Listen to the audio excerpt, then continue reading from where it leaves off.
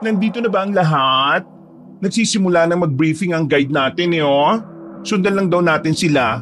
Mas magandang tayo ang nasa dulo para hindi tayo makaabala sa iba at ma-enjoy natin ang sarap ng simoy ng hangin. Saka para makakuha tayo ng magagandang picture. Okay. Pasensya na kung naghintay ko yun na matagal ha. Kasasabi lang kasi sa akin na mag-hiking pala tayo. Oh, bakit? Anong tingin yan? Hindi ba ako dapat kasama? Bakit ako inaya ni Ate Susan? Hindi ba lakad naman ito ng barkada? Hindi na ba ako kabilang sa barkada? Mukhang hindi ako dapat kasama. Okay, sige. Pasensya na. Kala ko naman ako ang hinihintay nyo. Hindi naman sa ganon, Tony. Ginawa ko kasi ito para kay Irish. Masyado na kasing lugmok ang gaga dahil broken-hearted. Hayaan mo na, David. Hindi naman natin siya inalis sa barkada Ayos lang na sumama siya. Saka in-invite nga, di ba? Hindi naman yan pupunta kung hindi sinabihan. Halika na. Nandun ang lahat nakasama sa hiking. Naiiwanan na tayo dito. Uy, Ate Susan, sa susunod, matuto kang makiramdam ha. Oh, nangaaway ka ba? Di sorry na. Hindi kasi masaya kapag di buo ang barkada. Tama naman si Tony Kasama pa rin siya sa barkada. Kung masyado kayong maramdamin, hindi na namin kasalanan yon. Napabuntong hininga na lamang si Irish nang makitang nagbubulungan ng dalawa. Pagkatapos ay hinila niya si Arthur para pigilan itong sumagot pa kay Susan. Kakasimula pa lamang nilang maglakad nang biglang magsalita ulit si Tony.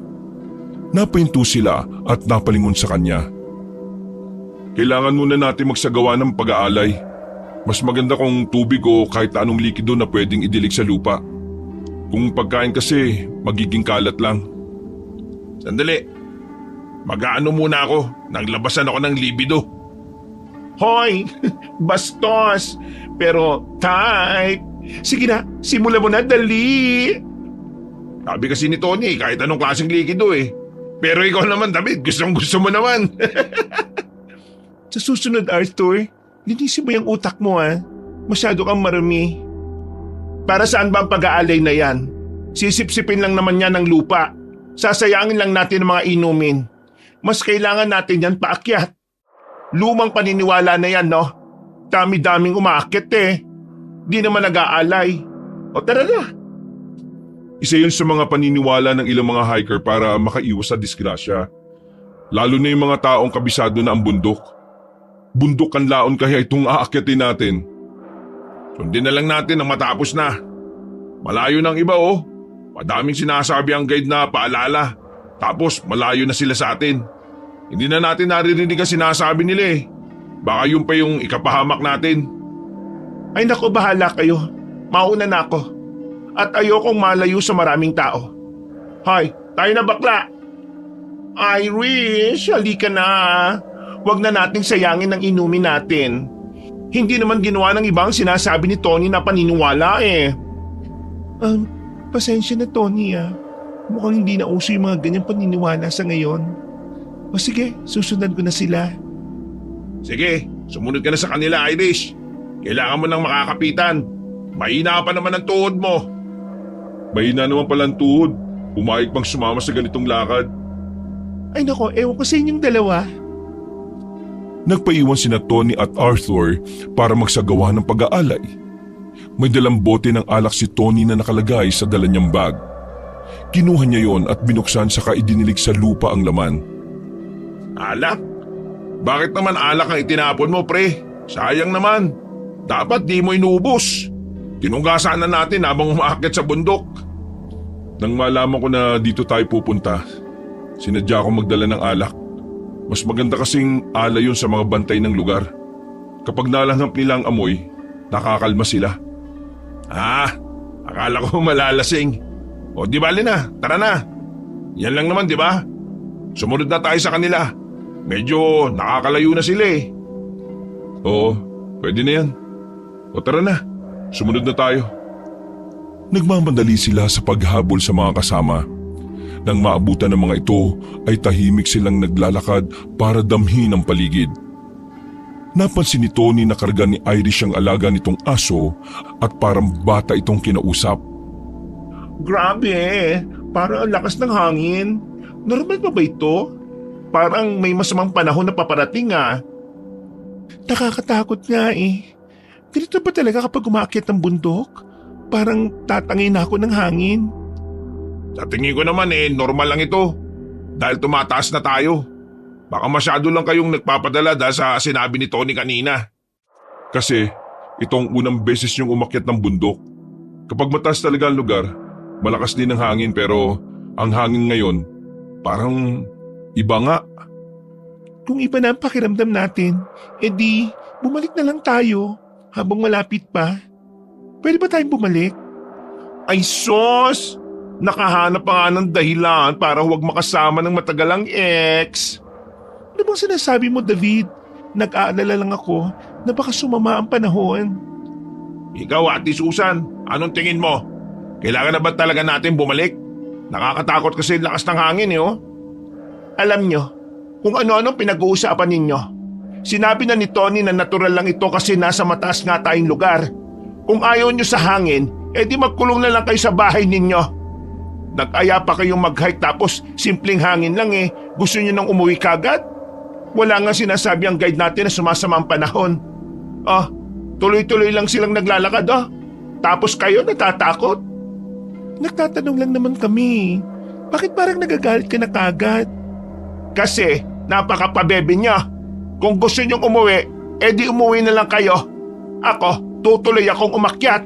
Sayang naman yung effort natin sa pagpunta dito. Saka, nandito na tayo Hindi lang naman tayong umakyat Nandun na nga ang iba Ang bagal lang kasi natin maglakad Kaya dalihan nyo na. Oo nga. Tapos ang dami pa nating dalang pagkain. Pinagandaan natin ang pagkakyat dito tapos biglang ika-cancel lang. Kung masama talagang panahon, di sana nagpasya na ang guide na bumaba. Siyempre may alam sila kung normal o hindi ang hangin, no? Hello? Nabagay. Huwag kang mag-alala, Irish.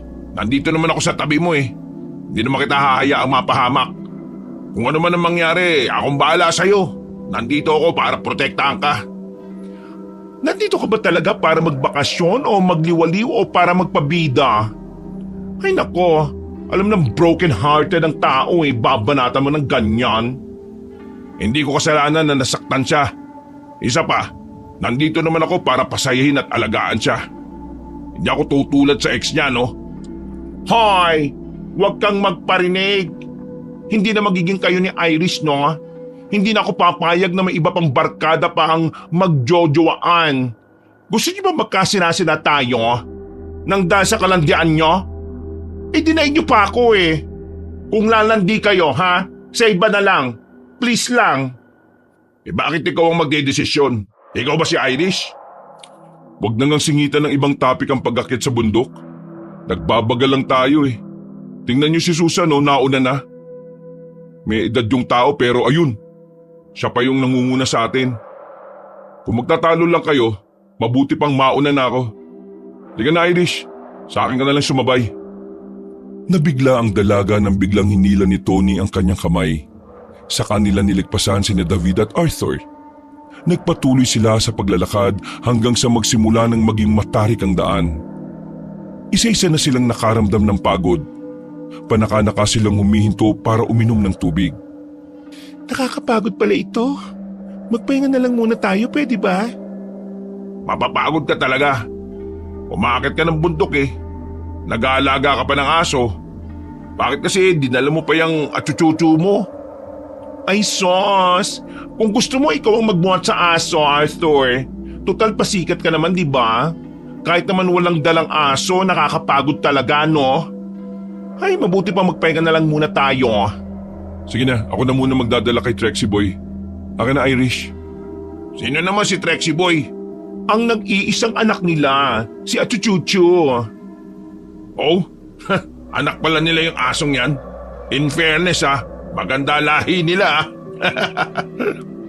Kamukha mo, Tony Hoy, tumigil ka na nga sa kaka-joke mo, Arthur. Mamaya may mapikon ka. Wag na, Tony. Kaya ko namang dalhin si Trixie. Kailangan ko lang magpahinga sandali. Kung gusto niyo makakit na mabilis, mauna na kayo. Magpapahinga lang ako kahit 5 minuto. Sa akin na muna ang aso. Ako na muna magdadala. Wag na nga, ang kulit. Anak ko din naman siya. Kaya hayaan mong mahawakan ko din siya. Wala naman akong pinagdadamot sa iyo eh. Pero ako na lang muna nga hawak at magdadala sa kanya. Siyempre, ako ang amo niyan. Kapag galit ako sa isang tao, galit din siya malamang. Wala naman akong sinabi na pinagdadamot mo siya. Nakikita ko lang na napapagod ka, kaya gusto kitang tulungan. Hahawakan ko lang siya sandali para naman makapagpahinga ka ng maayos. Ops, mag-aaway na naman kayo? Ako na muna mag-aalaga kay Achuchucho. Kay Nina ka muna, baby. Magpapahinga lang si mommy. Tapos, babantayan ng daddy ang mommy mo. Oh, akin ang dog, mga etsyusera. Ibinigay ni Irish ang aso kay David. Pero bago pa ito mahawakan ng kaibigan, ay bigla na lang nagpumiglas ang aso. Nabitiwan ito ni Irish nang makababa sa lupa at mabilis na tumakbo ang aso palayo sa kanila. Oh, kita mo yan. Sabi ko naman sa'yo ako nangahawak eh. Nagtatatakbo tuloy siya. Ayaw niya kasing may humahawak sa kanyang iba eh. Tapos ibibigay mo pa kay David. Eh hindi nga sila magkasundo. Sige na, manisi ka pa. Diyan ka naman magaling eh. Mas maganda siguro kung habulin na lang kaya natin. O sandali, sasama ako. Wag na Arthur. Walang kinikilala ang aso na yon, kundi kaming dalawa lang ni Irish. Magbantay ka na lang dito at maghintay. Baka may bumalik na guide, tsak na iisipin nilang naligaw na tayo. Sumama naman si David sa paghabol sa aso. Tinatawag pa nila ang pangalan nito habang hinahanap. Sobrang nag-aalala na si Irish sa kanyang alaga dahil baka naman saan ito sumuot. Dahil nauuna na si Tony sa paglalakad, siya ang tagahawi ng mga damo para may madaanan sila. Maya-maya ay natulala si David at saka may itinuro sa bandang unahan.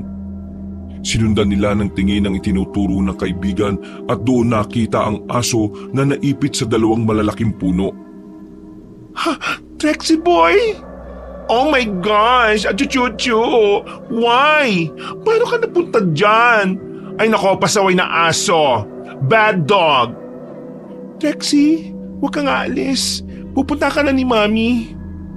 Wag na Irish, ako nang pupunta para makuha siya.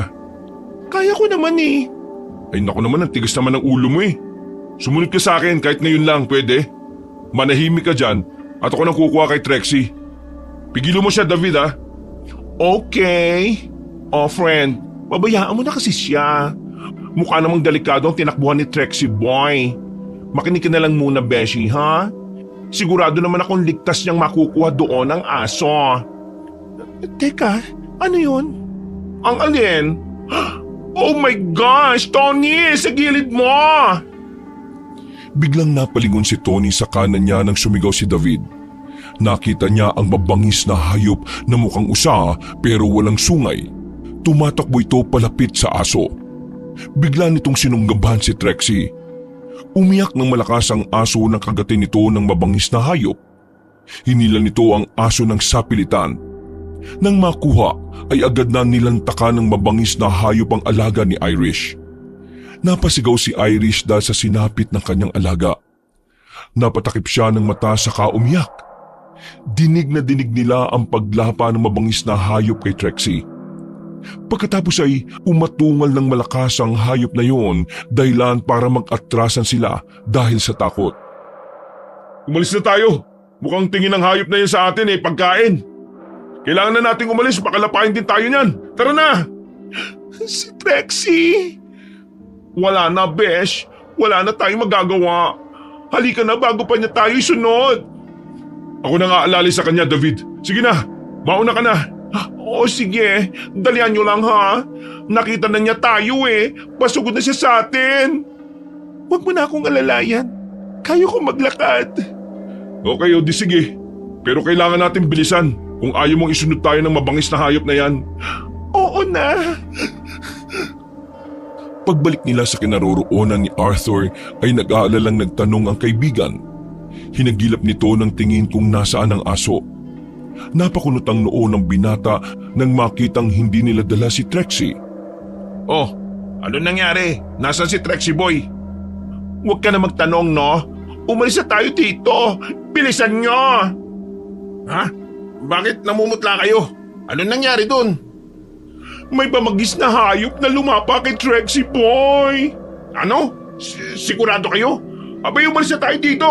Baka mamaya nasundan kayo. Uminom ka muna ng tubig, Irish. Guys, pwede bang kayo na lang ang tumuloy? Iuwi ko na lang muna to si Irish para makapagpahinga. Mukhang hindi na niya kayang umakyat eh. Ayos lang naman. Sasama na lang din ako pababa. Ayoko na rin tumuloy. Ate Susan, bakit bumalik ka? Nag-alala ko sa inyo. Ang tagal nyo kasi. Ano ba nangyari? Balak na namin bumalik. Ikaw, Ate Susan. Kasi kung hindi natutuloy ang iba, mas maganda siguro umuwi na lang talaga tayo. Hindi na magandang tumuloy pa eh. Ano na naman ba nangyari at gusto niyong umuwi? Dahil na naman ba kay Irish? Nag-iinarte na naman ba siya? Hindi naman sa pag-iinarte. Baka naman masama talaga yung pakiramdam niya. Pwede naman nating ituloy ito sa susunod eh. May mabangis na hayop ang lumapa sa alaga ni Irish. Alam nating lahat kung gaano kamahal ni Irish ang asyong yon. Sa tingin mo ba, pag-iinarte pa rin yon? Oo na, sige na. Kung bababa tayo, edi bumaba. Alam nga namang ako lang ang tutuloy. Naiwan na ako ng iba eh, oh. O tara na, bumaba na tayo. Hindi ka naman galit niyan. Kahit magalit ako, wala rin naman ako magagawa, hindi ba? Sorry, Ate Susan. Salamat po. Sama-sama na rin silang bumaba ng bundok. Habang naglalakad sila, mas naging masukal ang kanilang dinaraanan. Kaya nagtaka ang lahat kung yun ba talaga ang tamang daan pababa ng bundok. Ang taas na ng damo dito. Tama pa ba yung dinaraanan natin? Oo nga. Pababa na ba ito ng bundok o palayo? Ibig sabihin, naliligaw na tayo. Naku, wag naman. Nasaan na ba tayo?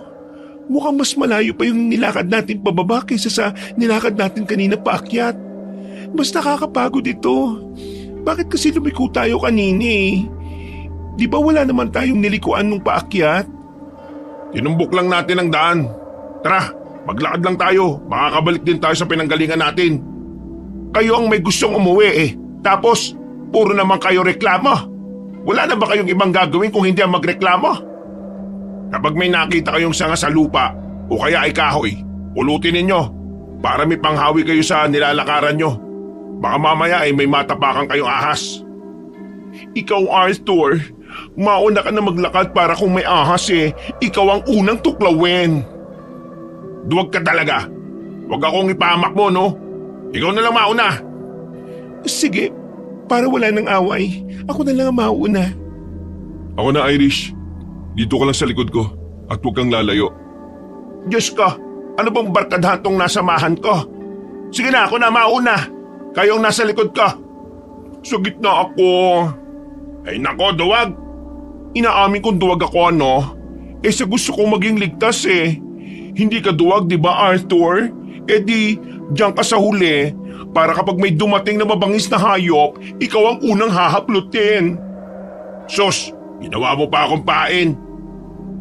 Dahil sa tagal nilang paglalakad ng walang pahinga, nakaramdam na sila ng pagod. Nagdesisyon silang magpahinga sa lilim ng isang malaking puno. At nagpasya na rin silang kainin ang dala nilang pagkain. Sana pala nagpatuloy na lang tayo sa pag-akyat. Mukhang maayos naman na si Irish, oh. Siyempre naman, tinitiis lang niya. Alam nga namang mag-inarte pa siya sa sitwasyong ganito. Alam mo naman na matiisin niyang babaeng yan eh. Tapos, dadagdagan pa ang pagkawala niya ng aso niya. Hindi madali yun. Huwag na natin pag-usapan yan. Bilisan na lang natin sa pagkain. Bago magdilim dapat makababa na tayo. Mahirap kung nasa bundok pa rin tayo kapag gumabi na. O paano? Maiwan ko muna kayo. Magtitingin-tingin lang ako sa paligid. Ha? Bakit? Kabisado mo ba ang lugar na ito para lumayo ka? Baka mamaya ikaw naman ang problemahin namin. Mismo! Ngayon lang ako napunta rito. Pero hindi naman ako maligawin eh. Saka hindi ako lalayo. Sisipatin ko lang yung unahan para malaman ko kung kailangan ba natin magpatuloy sa paglalakad o hihinto na lang muna tayo dito. Kesa naman abutan tayo ng dilim sa daan. O sige, bahala ka. Matanda ka na naman eh. O bakit Beshi? Nag-aalala ka ba kay Tony? Oo nga, parang mahal mo pa siya. Hay, mga chismoso. Kumain na lang kayo ng tahimik. Puro kayo daldal. Hindi ba kayo napapagod? Tayo na nga lang inaalala ng tao tapos kinakantsawan nyo pa. Ilang minuto rin ang lumipas nang umalis si Tony. Nang bumalik siya ay muli niya kinausap ang mga kaibigan. Magandang balita ang sinabi niya kaya sumigla ang mga kasama. Mukhang kaunti na lang mararating na natin ang ibaba. Yun nga lang, may madadaanan tayong sapa dyan sa malapit. Mukhang naligaw nga tayo kasi wala naman tayong dinaan ng sapa nung umakyat Hindi ko alam kung malakas ba ang agos. Pero mas magandang puntahan na natin para makita kung makakatawid tayo. Paano mo nalaman na malapit na tayong makababa? Nung inakyat ko yung isang puno, natanong ko yung pinanggalingan natin. Parang malapit na. Ganon? May saunggoy ka pala? O di, kung tapos na kayong kumain, magsimula na tayong maglakad ulit. Hindi, magpahinga ka muna. Masamang maglakad ng busog baka sumakit mamaya dyan yung tiyan mo. Hindi, kaya ko na ito. Hindi ko na kailangan magpahinga pa. Sapat na ang pahinga habang kumakain. Magdidilim na Baka abutan pa tayo ng gabi dito. Oo, tama. Magsimula na tayo maglakad, guys. Nagsimula na silang maglakad. Nang makarating sila sa sapa, nakita nilang malakas ang agos ng tubig at hindi kayang tawirin. Binaybay na lang nila ang gilid ng sapa at umaasang makakadaan sila sa ibang bahagi nito. Pero dumilim na ang paligid at wala pa rin silang madadaanan. Tingnan nyo yun Mukhang may ibang tao din na naglalakad dito. May dala silang sulo. Sira ulo. Sinong gagamit pa ng sulo ngayon kung uso na ang flashlight? Makabagong panahon na ngayon Tingnan nyo. Kung hindi yan sulo, anong tawag sa bilog na apoy na yan? Mukhang wala namang taong humahawak sa sulo Saka kung sulo yan, bakit nakalutang sa hangin? Huwag kayong gumawa ng ingay. Sa tingin ko, isa yung santel mo. Ha? Ano naman bang santel mo sinasabi mo? Bilog na apoy ang santel mo na lumulutang sa hangin. Ayon sa matatanda, ay kaluluwa raw ito ng mga taong hindi tanggap ang kanilang pagkamatay. Maaaring may binabantayan sila o merong kumukontrol sa kanila. Anong binabantayan nila? Pwedeng kayamanan. Ayon sa mga sabi-sabi, may paniniwala na ang santel mo ay parang tagabantay ng isang nakatagong kayamanan. Pero kailangan mag-ingat dahil may mga naniniwala na nanliligaw ito ng tao at dinadala sa mga mapanganib na lugar tulad ng bangin o kaya ay kumunoy. Sabi pa ng mga matatanda, huwag daw itong sundan dahil pwede kang mawala at hindi na makabalik. Paano mo naman naalaman ng mga yan?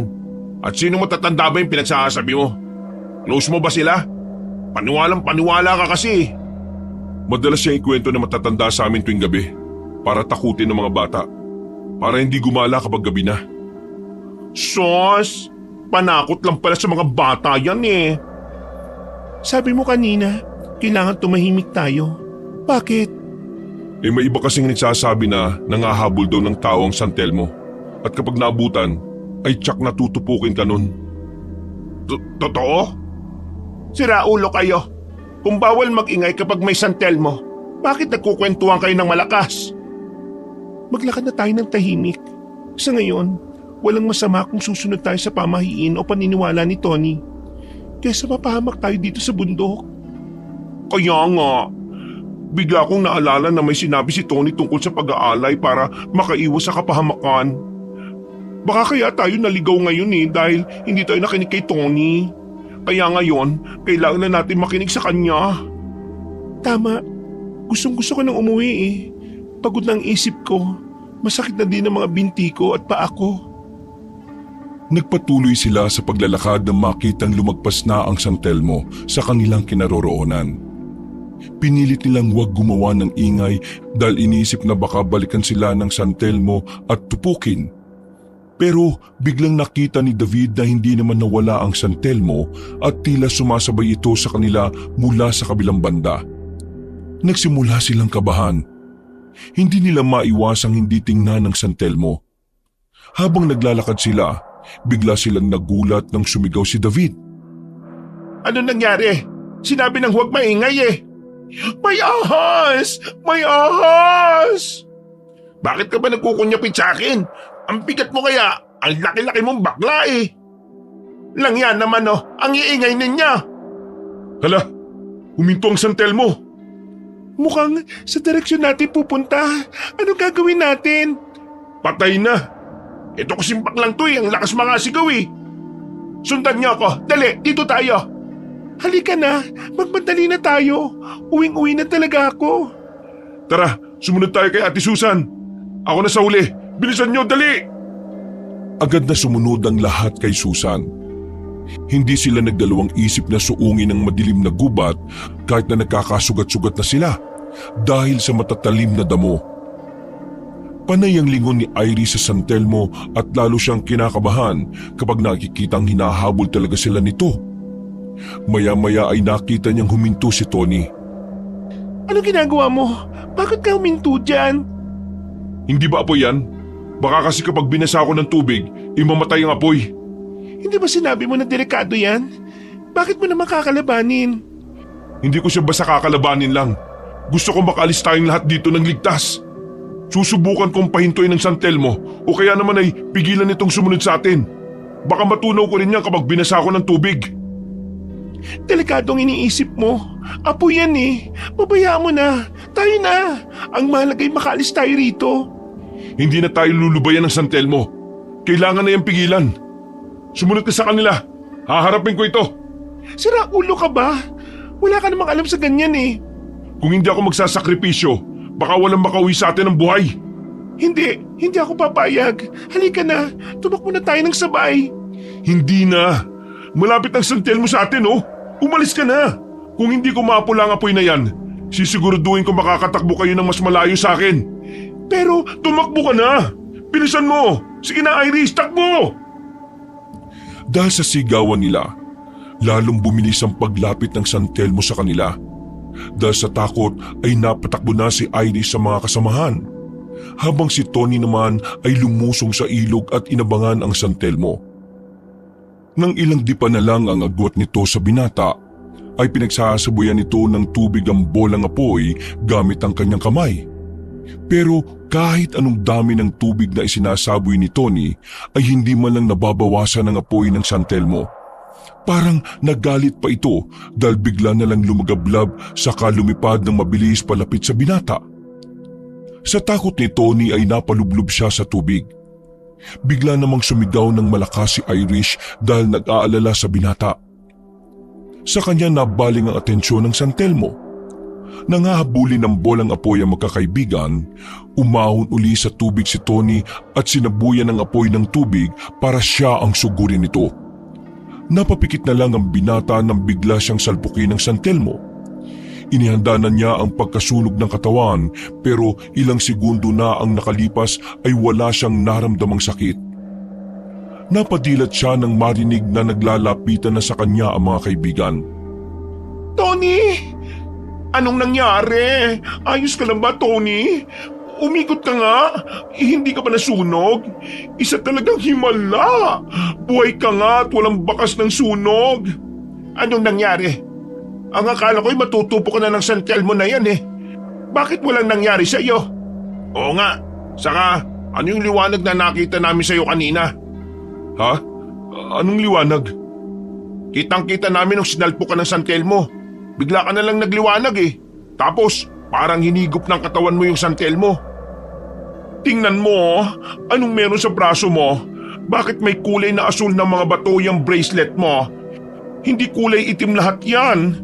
Kulay blue ng isa oh. Hindi ba sabi mo, gawa yan ng lolo mo? May hiwaga ba ang bracelet na yan? Grabe yung kaba ko dun. Akala ko katapusan ko na yun eh. Sira ulo ka kasi eh. Mas gusto mo pang tupukin ng San Telmo kaysa tumakbo. Sabi-sabi lang naman yon, di ba? Hindi naman totoo nakakatupok. Wala namang nangyari sa kanya eh. Oh, ibig sabihin, hindi totoo yon. Totoo ho yun. Sadyang hindi ko lang alam kung bakit nawala yung San Telmo at hindi ako tinupok. Pero kitang-kita na nagliwanag ka kanina eh. Nagmumulang liwanag sa bracelet mo. Palagay ko, iniligtas ka ng bracelet mo. Mali, bracelet lang yan. Baka kamo iniligtas siya ng multo ng lolo niya. Multo? Tumigil na nga kayo. Nananakot pa kayo eh. Nasa bundok tayo at gabi na. Huwag nang magtakutan no. Sobrang dilim na. Kailangan na natin makaalis dito. Baka mamaya ay may mga San Telmo pa ulit, sugurin ulit tayo.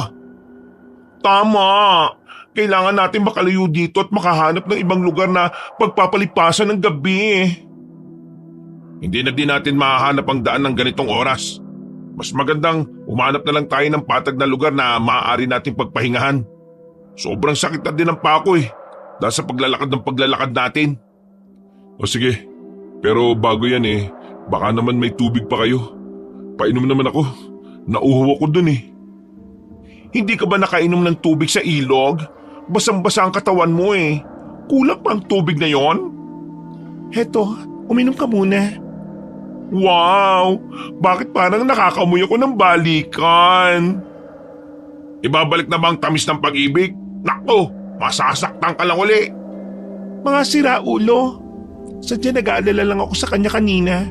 Siguradong nag-alala din naman kayo, di ba? Pinili niyang ibuwis ang buhay niya, mailigtas lang tayo. Nakita namin yon, pero hindi kami ganyan sa'yo. Yung pagiging mahina mo ang dahilan kung bakit siya napunta sa ganong sitwasyon eh. Kung mabilis ka lang tumakbo, baka hindi niya piniling salubungin ang lintik na San Telmo na yon. Bakit parang kasalanan ko pa? Hindi naman ako nagturo ng daan na to ah. Itong daan na pinili mo eh, parang mas mabilis puntahan ng San Telmo. Ah, ganon. Ngayon kasalanan ko pa. Eh di sana hindi kayo sumunod sa akin. Ako na nga nagmalasakit eh, parang ako pa nasisisi. Oo, tama na. Baka mamaya ay mag-away pa kayo dyan. Walang dapat sisihin. Pare-pareho tayong nasa ganitong sitwasyon. Hindi solusyon ang magsisihan. Naiintindihan naman namin ang mga dahilan ninyo eh, kaya pwede ba? Tama na. Tayo na. Maghanap na tayo ng pwede nating matulugan. Sana kasi nagpatuloy na lang tayo sa pag-akyat eh. Doon, may mga kasama tayong guide. Hindi tayo mapapahamak, hindi tayo maliligaw. Wala na nga daw sisihan eh. Siraulo ka talagang bakla ka no. Bakit ba? May sinisisi ba ako? Wala naman di ba? Sinasabi ko lang na kung umakyat sana tayo, edi magandang tanawin sa gabi ang natatanaw natin. Ganon din naman ang nangyayari ngayon eh. Naglalakad pa rin tayo. At hindi pa rin nakakarating sa ibaba ng bundok. Ay nako, magpapalipas pa rin tayo ng gabi dito sa itaas ng bundok. Sa parting may mga San Telmo. OMG! Sana talaga wala nang dumating na bolang apoy na yon. Wala nang darating na ganon kung hindi na tayo mag-iingay. O sige na, tama na yan. Wala nang saysay para magganyanan pa. Bakit na tayo? Matapos ang ilang minutong paglalakad, nakahanap din sila ng patag na lugar. Hindi gaanong madamo doon at may malaking puno silang pwedeng sandalan. Huminto na sila at nagsimulang maglatag ng tent para may matulugan. Sa palagay ko pwede na dito. Kasya na ang tent natin. Masakit na ang paa ko eh. Gusto ko na magpahinga. O sige, kami na lang mga lalaki magtatayo ng tent. David, dito ka. Tulungan mo kami. Hindi ba sinabi mo, mga lalaki nga? Bakit mo ko utusan? Kaya nga, may buntot ka pa din naman sa harapan mo eh. Kaya lalaki ka. Saka ka na mag-astang babae kapag tahong na yang berong ka. Siraulo! Ano ko, unggoy na nakabaliktad? Buntot ay nasa harapan? Kung gusto mo ng tulong, magsabi ka ng maayos no? Hindi yung iniirita mo pa ako, visit ka? Oo, tama na yan. Nag-aasaran na naman kayo eh. Kung gusto mong tumulong, tumulong ka. Kung ayaw mo, edi wag. Kaya naman naming gawin to eh. Nang matapos silang magtayo ng tent, sama-sama na silang natulog doon dahil malaki rin naman kahit papaano. Gabi na at hindi na sila bumuo ng iba pang tent. Pinagkasya na lang nila ang kanilang sarili sa tent na dala ni Tony. Tayo ay magpahinga na at bukas mahaba-haba pa yung lalakarin natin. Paano mo nalaman na mahaba pang lalakarin natin na Bear? Ay nako, matutulog na lang nag-aasaran pa. Baka kayo magkatuluyan yan ha. Yak! Si Iris ang gusto ko, no? Kailan mo ba ako papayagang ligawan ka ha, Iris? Sira ulo, matulog na tayo. Antok na rin ako eh. Ikaw David, ikaw ang magbantay sa amin ha. Baka naman tulog mantika ka. Ako na lang bahala magbantay. Magpahinga na kayo. Huwag na masyadong isipin yung nangyari kanina ha. Mabilis silang nakatulog dahil sa sobrang pagod. Hindi malaman ni Iris kung anong oras na. Pero nagising siya sa isang mapanghing amoy at kakaibang tunog mula sa labas ng tent. Kaya't hindi siya nagdalawang isip na silipin ito. Nang lumabas siya, kaagad niyang inilawan ng paligid gamit ang flashlight. At nakita niyang nasa gilid ng tent ang baboy ramo. Maya-maya ay lumabas din ng tent si Tony. Nagising ka na din ba dahil sa ingay niyan? Anong klaseng hayop yan? Huwag ka na masyado maingay. Mabangis ang hayop na yan. Kung hindi natin itataboy, sisirain niya ang tent. Paano mo nalaman mabangis ang hayop na yan? Kasi nasa bundok. Okay. May point naman. Anong gagawin mo? Maghanap ako ng sanga na pantaboy sa kanya. Sige, sasamahan kita. Nakatingin siya sa atin oh. Baka sugurin na tayo. Hindi pa sila nakakalayo ay naramdaman nilang pasugod na ang baboy ramo. Hinubad na ni Tony ang suot niyang jacket at iyon ay ginamit niyang pantaboy sa hayop. Pinilipit niya ang jacket para maging lubid at saka inihagupit sa hayop. Umatungal naman ang baboy ramo at ikinahig ang dalawang paa sa lupa. Maya-maya ay sinugod uli sila ng mabangis na hayop. Dahil sa ginagawang pagtaboy ni Tony sa hayop ay lalong naging agresibo ito. Galit na galit itong umatake. Sinalubong naman ni Tony ng malakas na sipa ang baboy ramo. Pero dahil matigas ang katawan ng baboy, para lang siyang sumipa sa sementadong pader. Muli siyang sinugod ng hayop kaya umiwas na ang binata. Alam niyang hindi na siya titigilan ng mabangis na hayop. Tumakbo siya at nang makakita ng putol na sanga ng lupa ay kaagad niya itong dinampot at inihampas sa galit na baboy ramo. Bahagyang umatras ang hayop kaya nagkaroon ng pagkakataon ng binata na hampasin pa ito ng paulit-ulit. Pinuntirian niya ang ulo ng hayop kaya napatras na ito. Maya-maya ay bigla na lang tumakbong palayo ang baboy ramo kaya nakahinga siya ng maluwag. Tony, ayos ka lang ba? Nakagat ka ba niya? Hindi. Pero bakit may dugong braso mo? Ang dami din dugo ng damit mo. Ha? Baka dugo yan ng baboy ramo. Ibig sabihin, napuruan ko ang ulo niya. Nakita ko nga. Gigil na gigil ka kanina eh. Hindi naman. Natatakot lang din ako na baka makagat niya ako. Kaya inunahan ko na siya. Mabutit marunong din pala matakot ang mababangis na hayop. Pero teka, may sugat ka sa braso ah. Patingin nga. Sugat yan eh. Ha? Meron ba? Ay, oo nga no. Hindi ko napansin na nakagat din pala ako. Tingnan mo, mukhang natanggalan ng isang bato ang bracelet mo. Hala, oo nga. Kailangan ko yung mahanap. Sandali, tatalian ko muna yung sugat mo para maampat ang pagdurugo. Saka natin hanapin ang isang bato ng bracelet mo. Wag na, ayos naman ako eh. Hahanapin ko ng bato. Akin na, gagamutin na nga eh. Napaka-arte. Bakit ka nagagalit? Ang arte mo kasi. Ano bang meron sa bracelet na yon? Parang ang weird kasi. Hindi ko alam eh. Wala naman sinabi si Lolo tungkol sa bracelet. Basta binigay niya lang. Naalala ba nung hinabol tayo ng San Telmo? Mukhang hinigop ng itim mong bracelet kaya nagbago ang kulay. Naging asul na yan eh. Ngayon naman ay hinahabol ka ng mabangis na hayop at nabawasan ng isang bato ang bracelet mo. Hindi kaya gusto ng hayop na yun na makuha ang bracelet? Ha?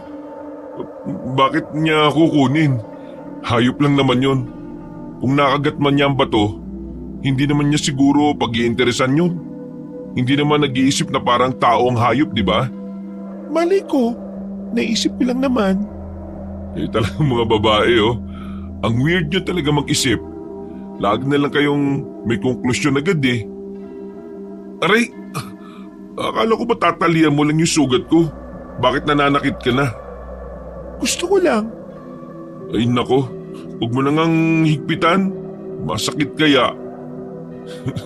Pero, alam mo, na-miss ko yan ha. Aray! Nanakit ka na naman eh. Tama na nga.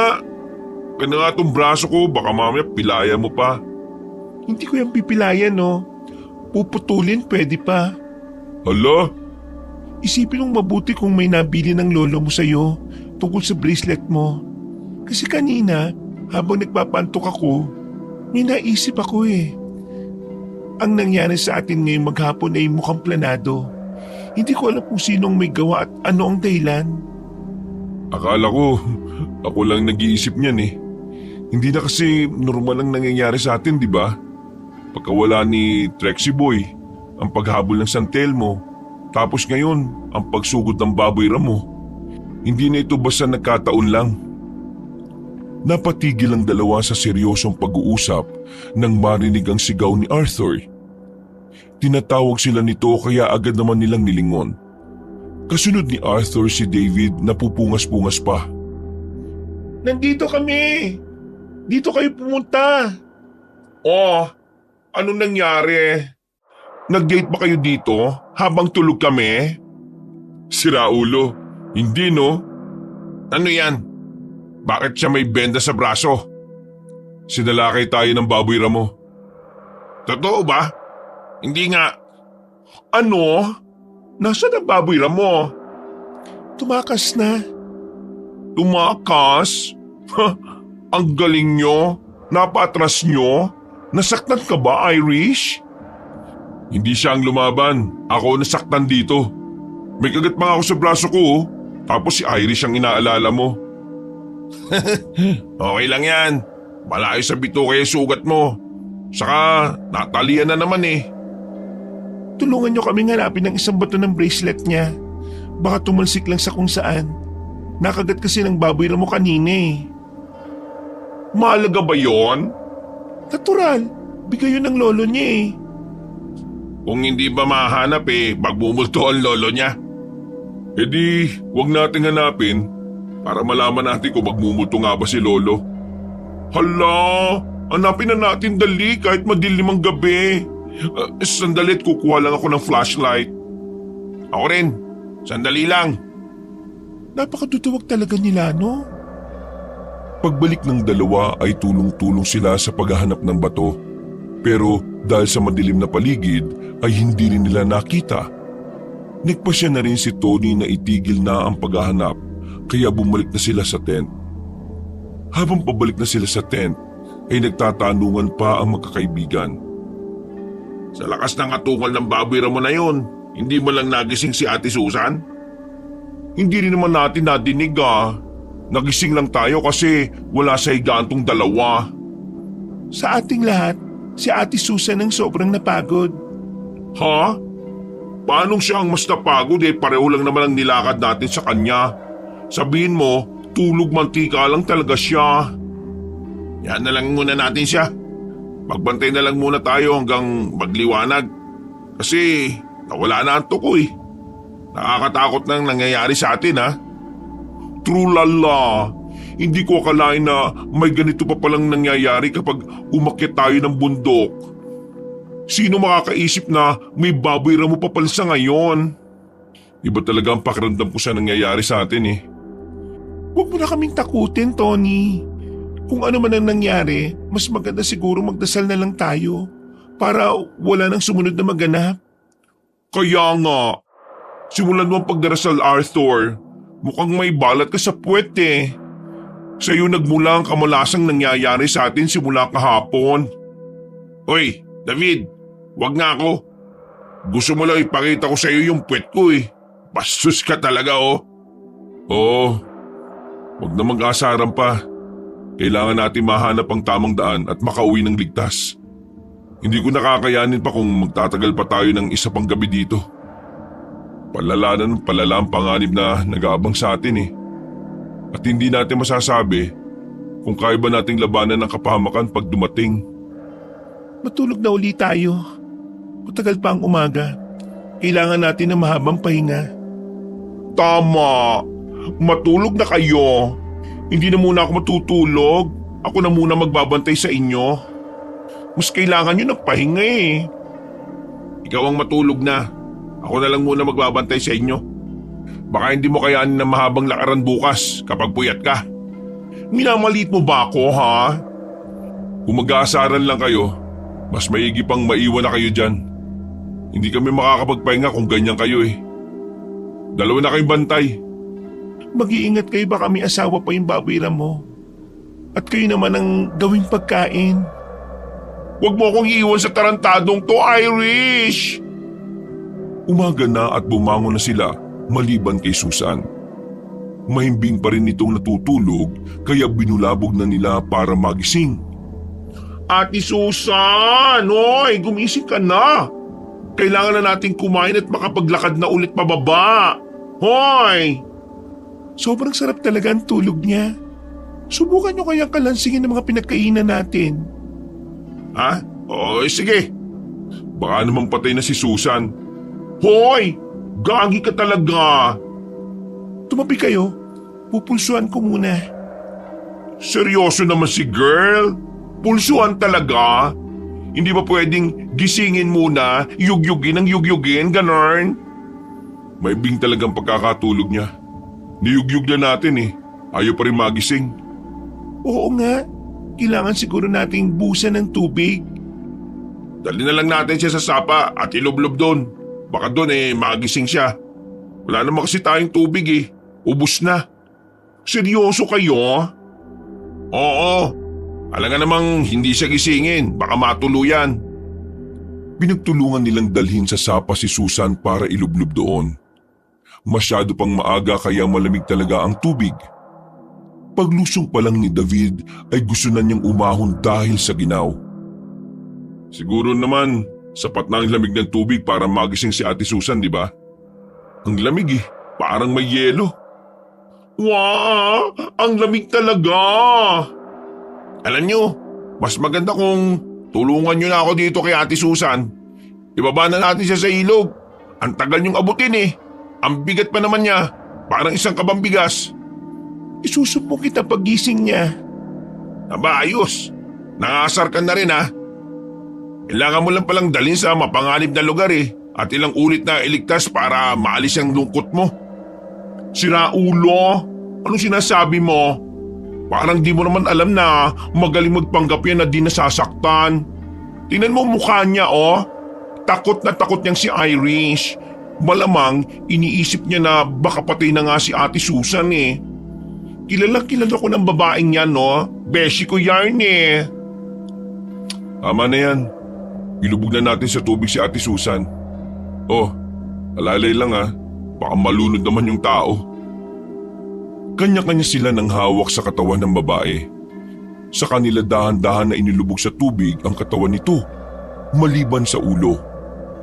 Isang lublob lang ang ginawa nila at agad nilang iniahon sa tubig si Susan. Pagkalapag nila sa matanda sa gilid ng ilog ay bigla na lang nagliyab ang katawan nito. Mabilis silang napalayo dahil sa takot at pagkagulat. Hindi sila makapaniwala sa nangyari. Nanlalaki ang mga mata nila habang nakatingin sa nag-aapoy na katawan ng babae. Oh, anong nangyayari? Bakit nag-aapoy si Ate Susan? Gasolina ba ang tubig sa sapa na yan? Hindi naman amoy gasolina eh. Saka kahit gasolina yon, hindi naman bigla na lang mag-aapoy kung hindi sisindihan. Usa kaya ulit ng tubig para mawala ang apoy. Eh baka naman sumiklab lalo eh. Hala friends, ano na nangyayari? Malilit yun si Ate Susan. Anong gagawin natin? Nataranta na sila kaya hindi na nakakapag-isip ng dapat na gawin. Dali-dali na lang hinubad ni Tony ang kanyang t-shirt at saka ginamit na pamatay ng apoy. Ginaya na rin ni Arthur ang ginawa ni Tony. Hanggang sa mapula na nila ang apoy sa katawan ni Susan.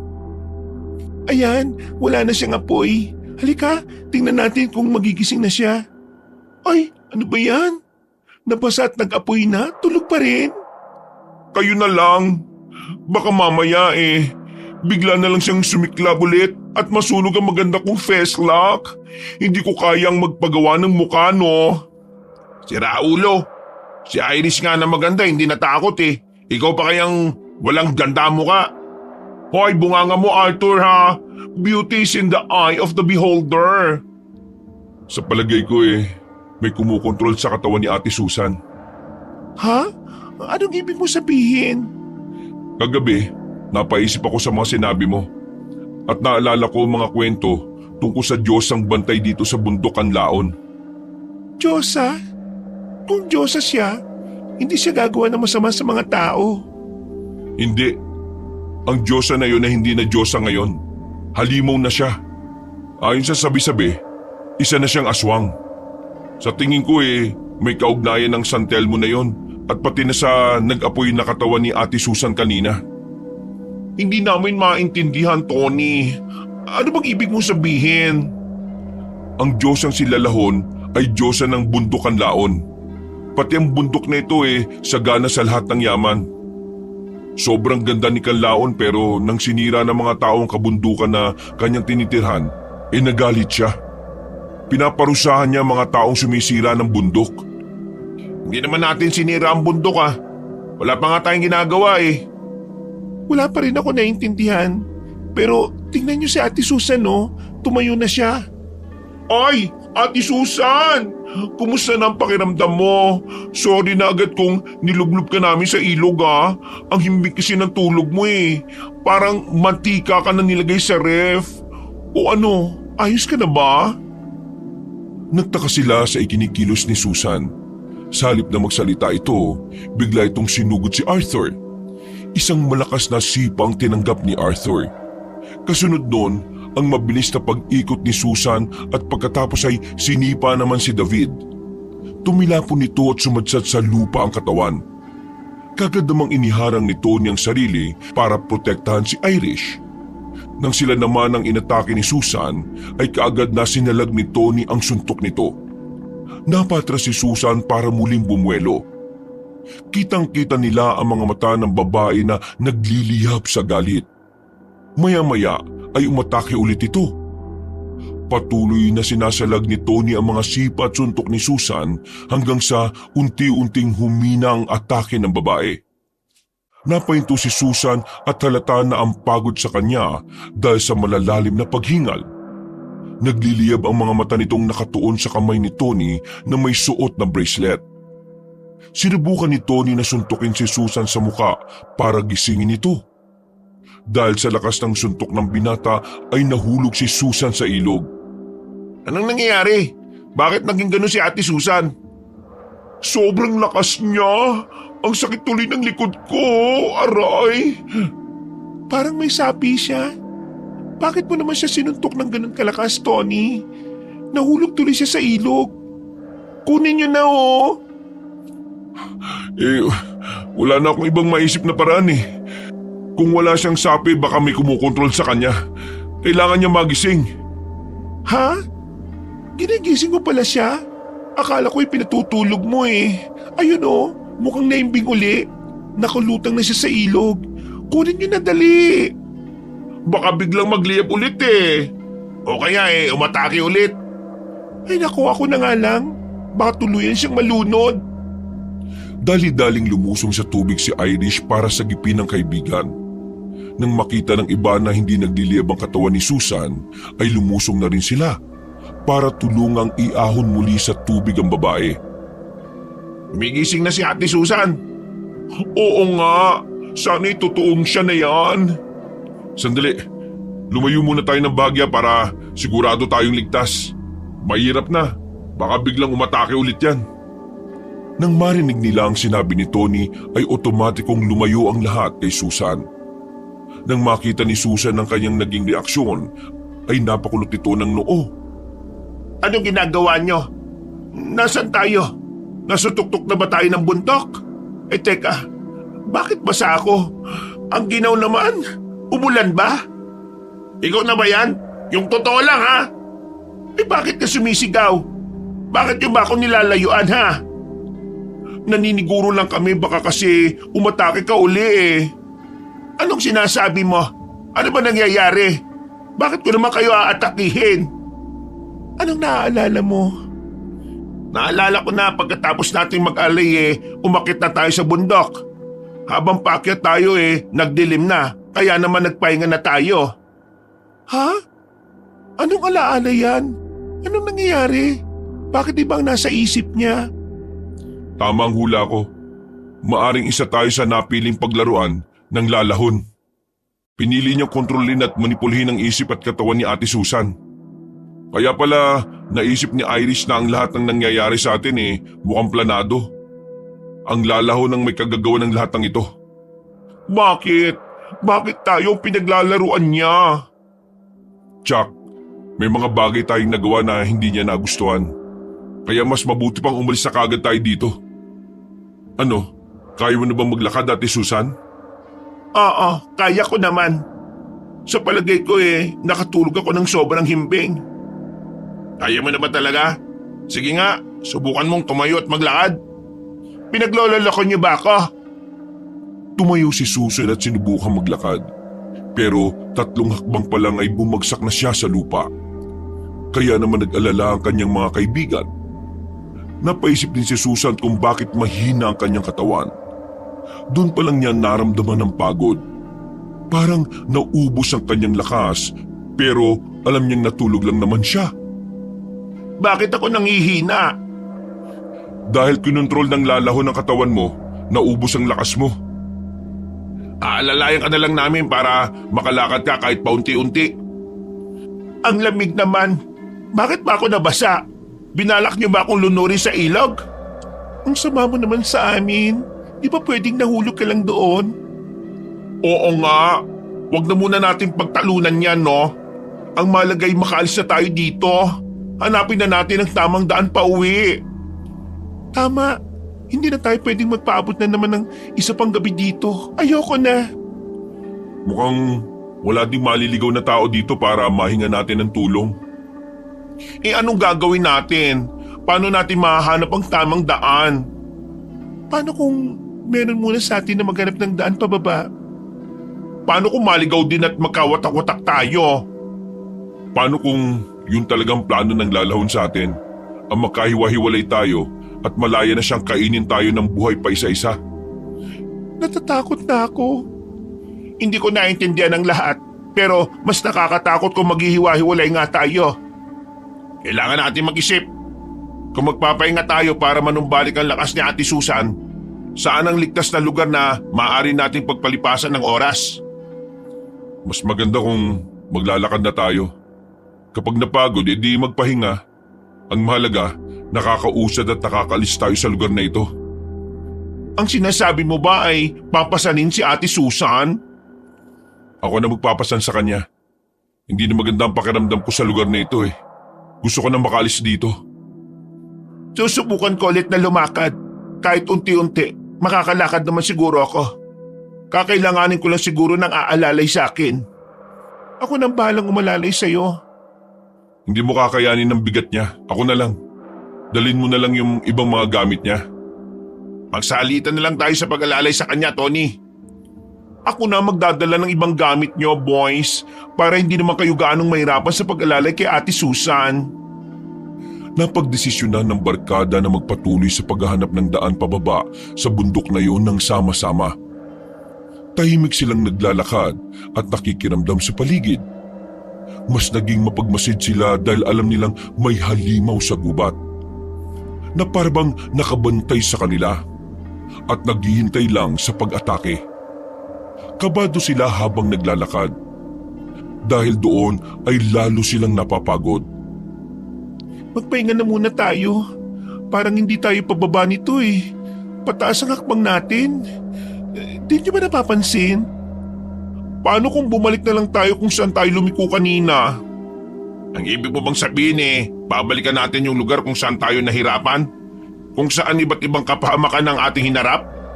Sa tingin ko lang naman, sa kabila no ng tamang daan.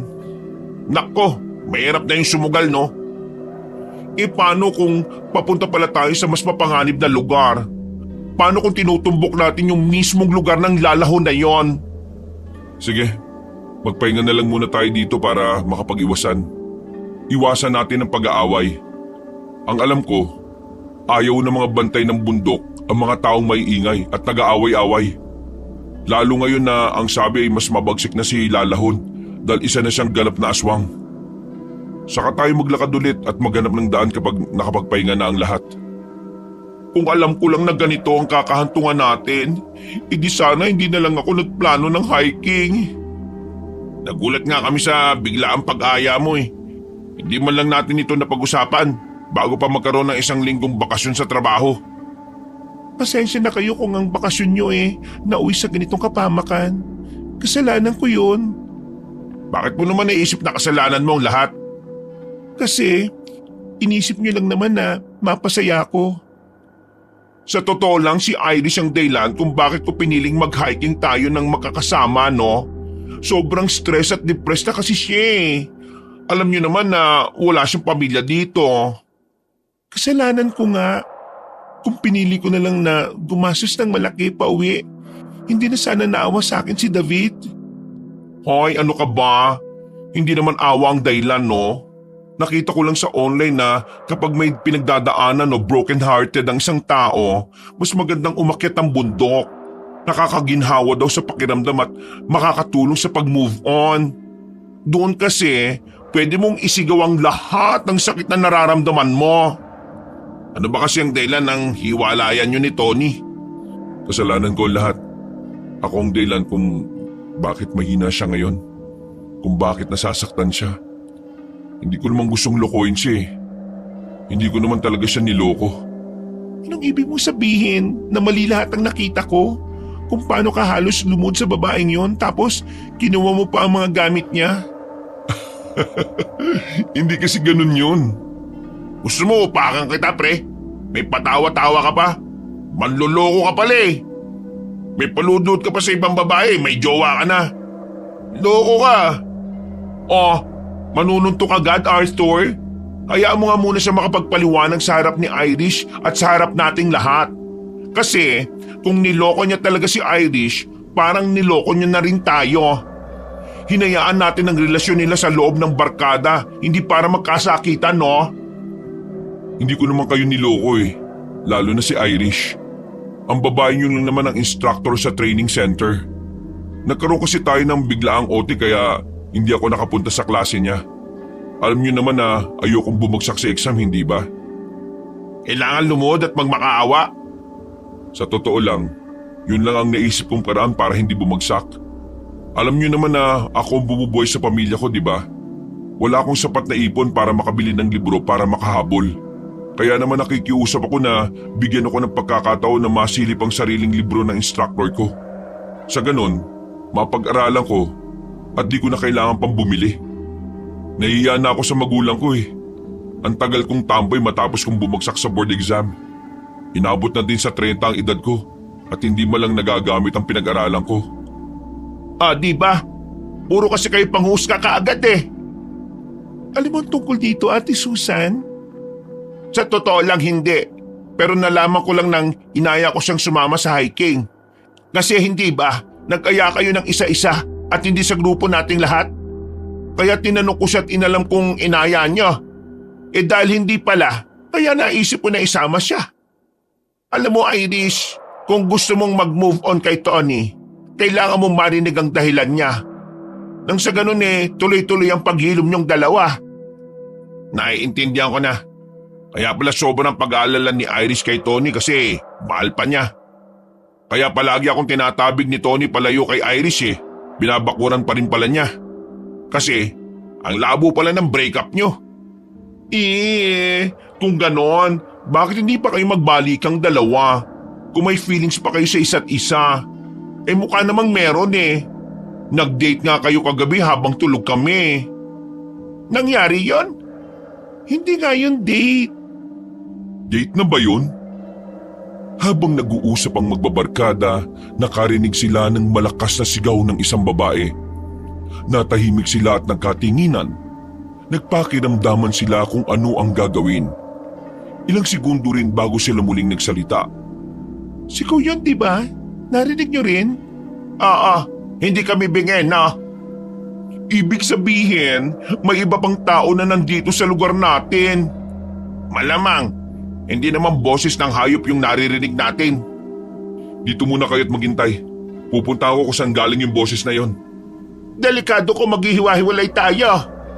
Tama. Hindi din ako papayag na mag-isa ka lang napupunta doon. Ay, nag-aalala na uli. Wala na tayong oras para dyan, David. Halika na. Alalayan niyo si Ate Susan. Sama-sama tayong tulungan yung babae. Nagmamadaling kumilos sa magkakaibigan. Sinundan nila ang direksyon kung saan nila narinig ang sigaw.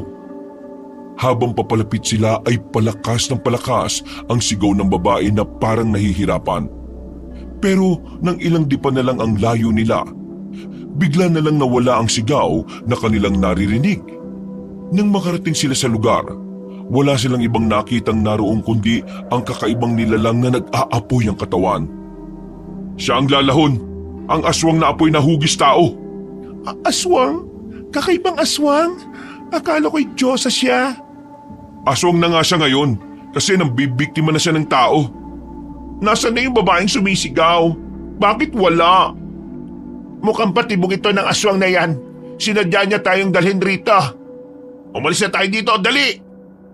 Kumabog na ang dibdib nila sa takot nang makita ang aswang na bantay ng bundok. Nagmamadali silang umalis para makatakas pero bigla na lang nilang narinig ang nakakatakot na boses ng aswang. Galit na galit ito sa kanila. Ginagambala niyo ang pananahimik ng bundok dahil sa inyong pagpapasaway at pag-iingay. Dahil doon ay bibigyan ko kayo ng matinding parusa. Lalo silang nanginig sa takot kaya halos madulas na sila sa pagtakbo. Maya-maya ay nagulat na lang sila nang makitang nasa harapan na nila ang aswang. Lalong lumakas ang nagliliyab na apoy sa katawan nito. Itinaas ng aswang na Diyosa ng bundok ang kanyang kamay at maya-maya ay may namuong bilog na bolang apoy. Inihagis yun ng lalahon sa kanila. Dahil sa pag-aalala ni Tony na baka masaktan ng kanyang mga kaibigan, hinarap niya ang mga apoy na yon. Wala siyang ibang naisip kung hindi ang salubungin ito ng malakas na suntok. Gulat na gulat pa siya nang biglang nabasag ang bolang apoy. Nagkapira-piraso ito hanggang sa namatay. Ang bangis nun, pre ah. Dali, takbo na! Sigurado ka bang kaya mo, Tony? Nag-aapoy ang halimaw na yan. Napasabog ko ang apoy niya kanina. Wala naman siguro mawawala kung kalabanin ko siya. Anong wala? Malamang buhay mo ang mawawala. Huwag ka na ka magpakabayani. Umalis na tayo dito. Oo, tara na. Hindi ka namin iiwan, no? O sige, tara na. Dalian nyo! Nag-iba na sila ng daan para iwasan ang galit na bantay ng bundok. Nauuna sa pagtakbo sina Arthur at David para makatuwang nilang inaalalayan si Susan. Kasunod naman nila si Irish at nasa hulihan si Tony, na panayang lingon sa aswang na nag-aapoy. Kinikilabutan na sila dahil naririnig nila ang malalakas sa pagtawa ng halimaw. Dinampot ni Tony ang nakitang bato sa kanyang daraanan para gawing armas laban sa aswang. Maya-maya ay naramdaman niyang nasa malapit lang ang lalahon. Nararamdaman niya ang init ng apoy nito. Nang lingunin niya ang aswang, nakita niyang nasa likuran nila ito. Mabagal na lumulutang sa hangin ang katawan nito. Gumagawa na naman ito ng bolang apoy sa magkabilang kamay. Wow! Maglalabas na naman siya ng apoy, oh! Balak talaga tayong litsunin! Tumakbo na lang kayo at maghanap na mapagtataguan. Haharapin ko siya. Kung kanina'y nagawa ko, baka magawa ko ulit. Mag-iingat ka. Oo. Daan, sa malaking puno na yon. May malaking butas sa katawan niya. Baka pwede tayo magtago roon.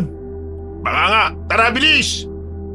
Habang pinupuntahan ng mga kaibigan ni Tony ang malaking puno, hinarap naman niya ang aswang. Nagulat na lang siya nang maramdamang bahagyang uminit ang kanyang bracelet.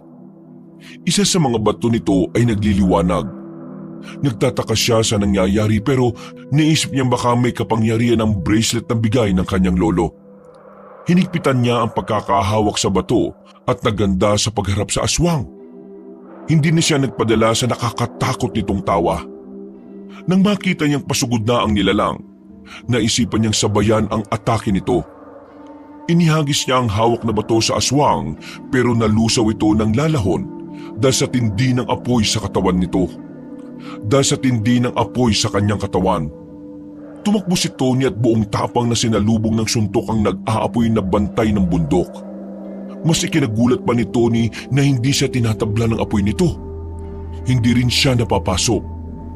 Parang pinoprotektahan siya ng suot niyang bracelet. Dahil doon ay hinawakan niya ng mahigpit ang lalahon at saka itinumba sa lupa.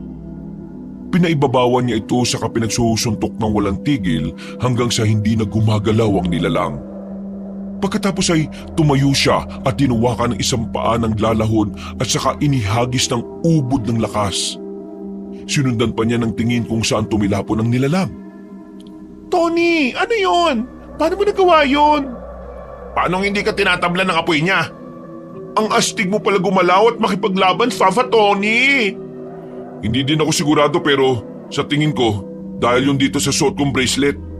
Ang alam ko ginawa ito ni Lolo mula sa mga batong nakuha niya sa bundok nang misang umakyat siya para manguha ng orchids na ibibenta niya.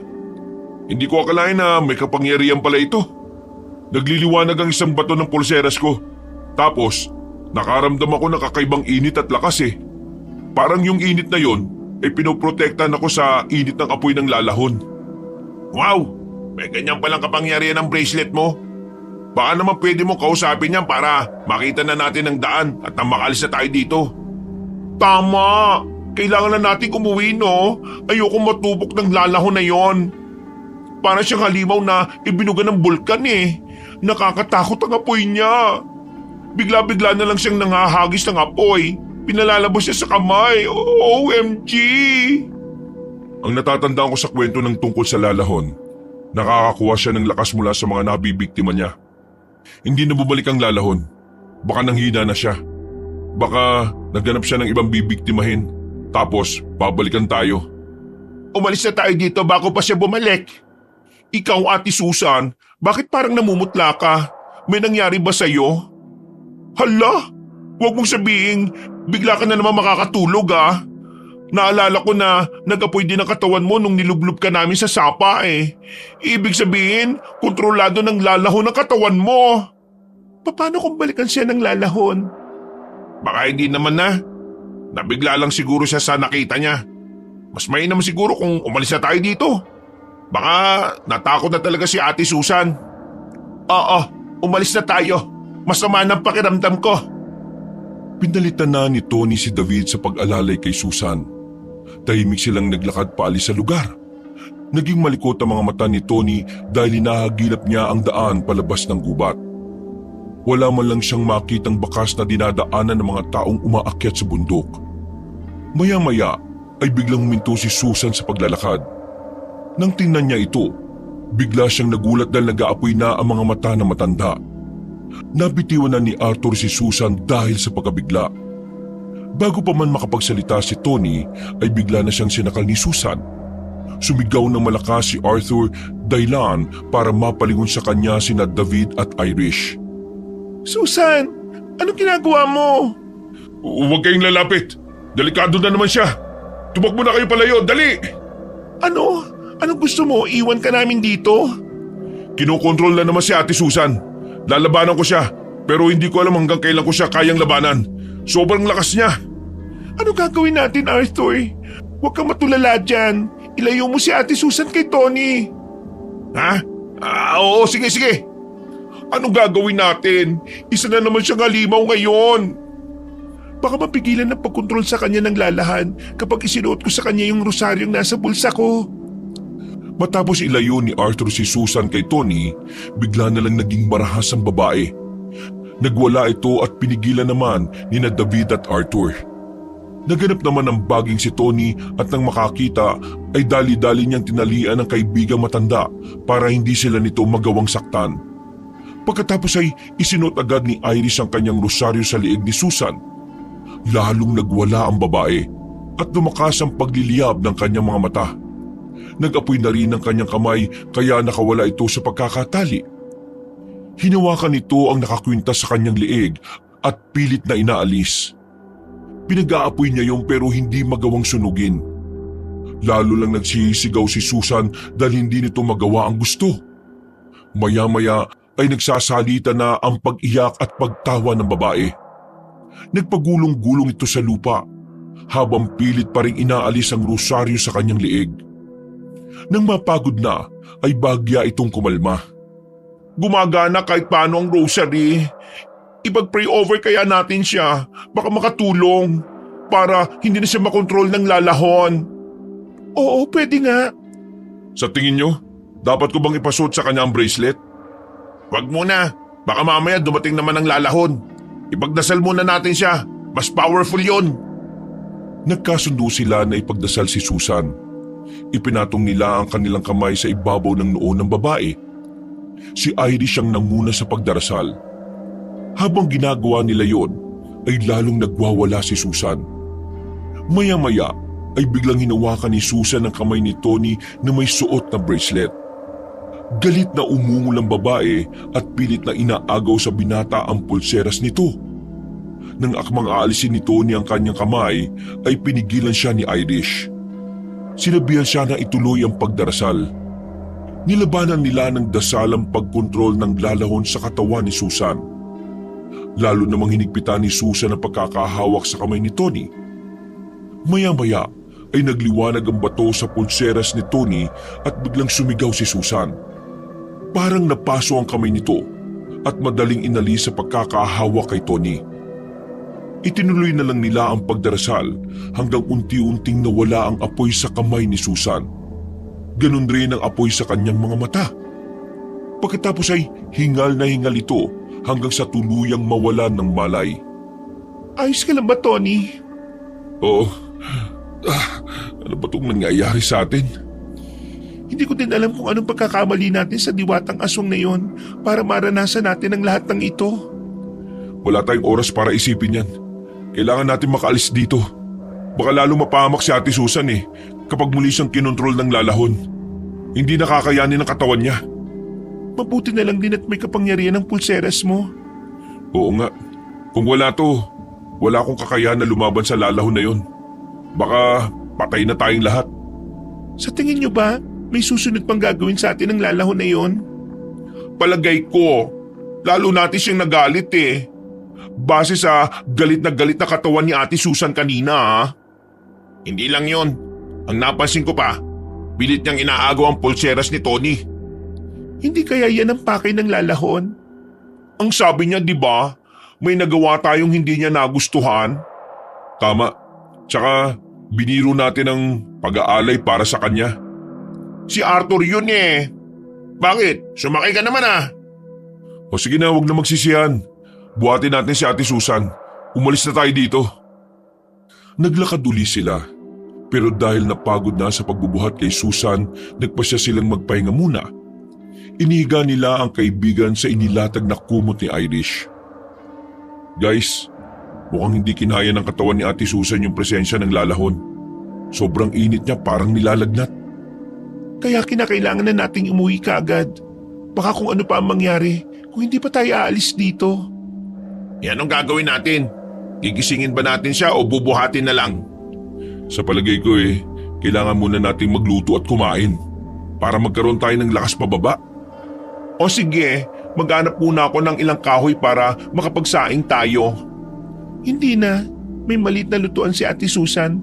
Portable yon. Binili niya sa online. Sandali, kukunin ko sa bag niya. Mabilis silang nakapagluto at kumain na magkakasama. Tinirhan din nila si Susan para kung sakaling magising na ito ay may makakain. Hindi rin nagtagal ay nagising na ito. Nang tanungin ito kung ano ang nangyari ay hindi na nila nasagot ang babae. hindi na nila dinagdagan pa ang pinagdaraanan nito. Sinabi na lang nila na nakatulog siya dahil sa pagod. Pinakain nila si Susan saka tinanong kung kaya nang maglakad. Kahit nanghihina ang katawan ng babae ay sinabi nitong mas gusto na niyang umalis sa bundok dahil sa pakiramdam niya ay parang nauubusan na siya ng lakas. Nang makapagpahinga na sila ay napagdesisyonan nilang maglakad na uli para maghanap ng daan pababa ng bundok. Nagpahuli na si David para magbantay, habang nasa una naman si Irish para hanapin ang daan. Nagtulong pa rin sina Tony at Arthur sa pag-aalalay kay Susan dahil nangihina pa ang katawan nito. Tingnan nyo, sa bandaron, may bolang apoy na naman. 3 na ngayon oh. Ano? Magdidilim pa lang ah. Bakit maaga silang nagpakita? Baka malapit na tayo sa ibaba ng bundok, kaya tayo pinipigilan ngayon. Tumabi kayo dyan. Ako nang haharap. Irish, ikaw muna dito kay Ate Susan. Huwag kayong maingay para hindi tayo masundan ng San Telmo. Oo nga. Opo muna tayo dito. Hayaan na lang natin na lumagpas sa mga San Telmo. Kesa naman makipaghabulan tayo sa mga yan. Hindi na natin kakayanin ng tumakbo. Lalagpas nga lang kaya. Basta, huwag tayong maingay. Mga alaga yan ang lalahon eh. Tayo talagang puntiryan yan. Naku naman. Magplano tayo. Kayong dalawa, David, Arthur, kapag nakita tayo ng mga San Telmo, subukan natin magpahabol sa kanila. Bilisan niyo ang pagtakbo. Ano? Paano kung matupo kami? Didiskartehan ko na. Isa-isa kong ipapahigop sa bracelet ko. Natatandaan niyo ba? Yung unang San Telmo, hinigop lang. Baka magawa ko uli yun ngayon. Isa-isa lang. Hindi ko pwedeng pagsabayin dahil hindi natin alam ang pwedeng maging epekto sa bracelet. O sige, nagtitiwala kami sa iyo ah. Tahimik lang nilang pinagmamasdan ng mga San Telmong palutang-lutang sa hangin na parabang may hinahanap. Kahit anong ingat nila sa kanilang kilos, naramdaman pa rin sila ng mga apoy. Nanlaki ang mga mata nila nang makitang lumilipad na ito palapit sa kanila. Bagyang itinulak ni Tony ang dalawang kaibigan para sabihan na simulan na ang plano. Kahit natatakot sina David at Arthur, sinunod nila si Tony. Sinundan naman ni Tony ng tingin ng dalawa habang hinahabol ng mga San Telmo. Nang makahanap na siya ng tiyempo, ay saka siya lumabas sa pinagtataguan at kumuha ng tamang oras para maikulong ang isang San Telmo sa kanyang bracelet. Pagkatapos ay sinalubong niya rin ang isa pang San Telmo. Pero nang iaambanan niya ang bracelet para ikulong ang mga ito, ay bigla na lamang lumipad pa itaas sa mga apoy kasabay ng malakas na hangin. Parang sinadya ng hangin na ilayo sa kanya ang mga bolang apoy. Maya-maya ay narinig niya ang malakas na halakhak ng lalahon na pumainlan lang sa paligid. Hinagilap niya ito ng tingin. Nakita niyang dumarating ang naglalagablab na aswang habang lumilipad palapit. Kulay asul na ang kulay ng apoy nito sa buong katawan. Nanlaki ang mga mata ni Tony sa pagkamangha nang makita ang nilalang. Nakakaakit sa paningin ang kulay asul nitong apoy. Pero biglang kinabahan at natakot na ang binata nang maisip na mas malakas na ang apoy ng halimaw na yon kaysa sa dati. Mula sa pinagtataguan ni Irish ay dinig na dinig ng binata ang nag-aalala nitong sigaw. Tony! Mag-iingat ka! Huwag kayong lalapit sa akin. Pero baka masunog ka niyan! Huwag kang mag-alala. Nasa akin ang bracelet, hindi ba? Hindi ako pababayaan nito. Hanggat suit ko ito, alam kong hindi ako masasaktan. Matapang na hinarap ng binata ang nilalang. Tinanong niya ito pero panay tawa lang ang isinasagot ng halimaw. Nang maramdaman na ng lalahon ng galit ni Tony, nagsimula ng magsalita ang aswang na bantay ng bundok. Ano ba kailangan mo sa amin? Ano sa tingin mo? Bakit mo ginagawa ang lahat ng ito? Bakit kami sinasaktan mo? Bakit hindi? Sa tingin mo ba namimili ako ng bibiktimahin? Lahat ng sumisira ng aking tirahan ay parurusahan ko. Anong klaseng parusang ginagawa mo? Pumapatay ka ng tao? Yun nga ang parusa ko, lalaki. Yun nga. Ano ba ginawa namin sa'yo? Marami kayong sinuway. Ginalit niyo ako. Inistorbo niyo ang aking pagtulog. Ginawa niyong katawa-tawa ang pag-aalay sa akin. Kaya ngayon, gagawin ko kayong alay. Susunugin ko kayo. Gagawin ko kayong mga santelmo at aking kakainin. Anong kailangan naming gawin para hayaan mo na lang kaming umalis dito? Patawarin mo na kami, Lalaon. Pakiusap. Irish, diyan ka lang. Huwag kang lalapit dito, sabi. Hindi na kayo makakaalis dito. Magiging pagkain ko na kayo. Pakawalan mo na kami. Humihingi na kami ng tawad sa lahat ng kasalanan namin sa iyo. Pauwi mo na kami, parang awa mo na. Patawarin mo na kami, Lalahon, kung wala kaming naialay sa iyo. Pasensya na kung naging maingay kami at nagkalat dito sa teritoryo mo. Hindi namin alam na bawal pala eh. Humihingi kami ng sorry. Dahil sa takot ni David ay lumod na siya sa harapan ng Lalahon para pakinggan ang kanyang pagsusumamo. Pero tinawanan lang ng aswang ang kanyang ginawa. Hindi nila nagawang kumbinsi ng aswang ng Diyosa ng bundok. Ano bang gusto mong gawin namin, ha? Humingi na kami ng tawad. Kung gusto mo mag-aalay kami sa iyo, ano ba gusto mo? Pagkain ba? Ibibigay namin ang lahat ng dala naming pagkain. Pauwi mo na lang kami at huwag nang pahirapan. Ayoko niyan. Kung ganon, anong gusto mo? Ang mutya. Ibigay mo sa akin ang mutya. Anong mutya ba yun? Hindi ko alam ang mga pinagsasabi mo. Ang pulseras na nasa braso mo. Ibigay mo sa akin. Mutya pala ito? Oo. Yan ang mutya ng kagubatan. Hindi yan dapat nasa iyo. Ako ang dapat na may tangan yan. Ibigay mo na sa akin ang mutya. Ano bang meron sa mutyang to? Bakit gusto mo makuha? Ibigay mo na lang sa akin. Wala nang saysay kung ipapaliwanag ko pa sa iyo. Hindi mo naman pala kilala yan. Hindi. Wala akong dahilan para ibigay sa iyo to. Regalo to sa akin ng lolo ko. Iniwan niya itong alaala. Gagamitin mo lang ito sa masama eh. Anong sinabi mo? Ang lakas ng loob mong pagsabihan ako. Maya-maya ay nakita nilang ikinumpas ng Lalahon ng kanyang kamay. Nabaling ang tingin ng magkakaibigan nang makitang wala sa sarili si Susan at dahan-dahang itong lumalapit kay Lalahon. Kahit pigilan ito ng mga kaibigan ay parang bingilang si Susan na patuloy lang sa paglalakad. Diretso lang ang tingin nito sa aswang at walang takot ang mga mata. Nang makarating si Susan sa harapan ng Lalahon, isinabit siya nito ng patiwarik sa isang puno gamit ang baging sa bundok. Ate Susan! Pakawalan mo ang kaibigan namin! Kinokontrol na naman niya si Ate Susan! Bitiwan mo siya! Halos mamatay na siya dahil sa kagagawan mo eh! Ibigay mo na sa akin ang mutya at ibabalik ko sa iyo ang kaibigan mo bilang kapalit. Hindi! Hindi ako papayag! Kukunin ko siya gamit ang sarili kong kakayahan! Agad na sinugod ni Tony ang aswang. Sumugod din ang Diyos ang bantay ng bundok at sinampal si Tony gamit ang kamay nitong umaapoy. Agad namang itong naiwasan ni Tony, kaya si Arthur ang tinamaan sa braso.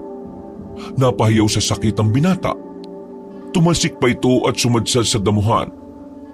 Kaagad namang pinuntahan ni David ang kaibigan para tulungan. Anong ginawa mo sa kaibigan ko? Bakit mo siya sinaktan? Ha? Tanga siya eh. Hindi siya umilag. Para sa iyong sampal na yon. Pero sinalo niya. Pagbabayaran mo yon. Malakas na ang loob mo. Oo, tumatapang na nga ako. Salamat sa iyo. Inatake uli ni Tony ang aswang. Sinipa, sinuntok, pero hindi niya matamaan dahil sa bilis ng galaw nito. Sumugod naman ang nilalang at tinangka na sakalin si Tony. Nagliwanag ang mutya ng binata dahilan para masilaw ang aswang.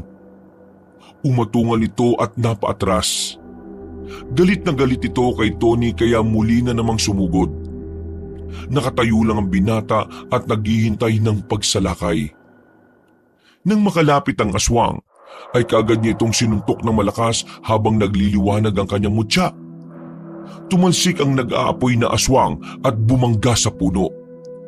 Nasunog ang puno dahil sa nag-aapoy na katawan ng Lalahon.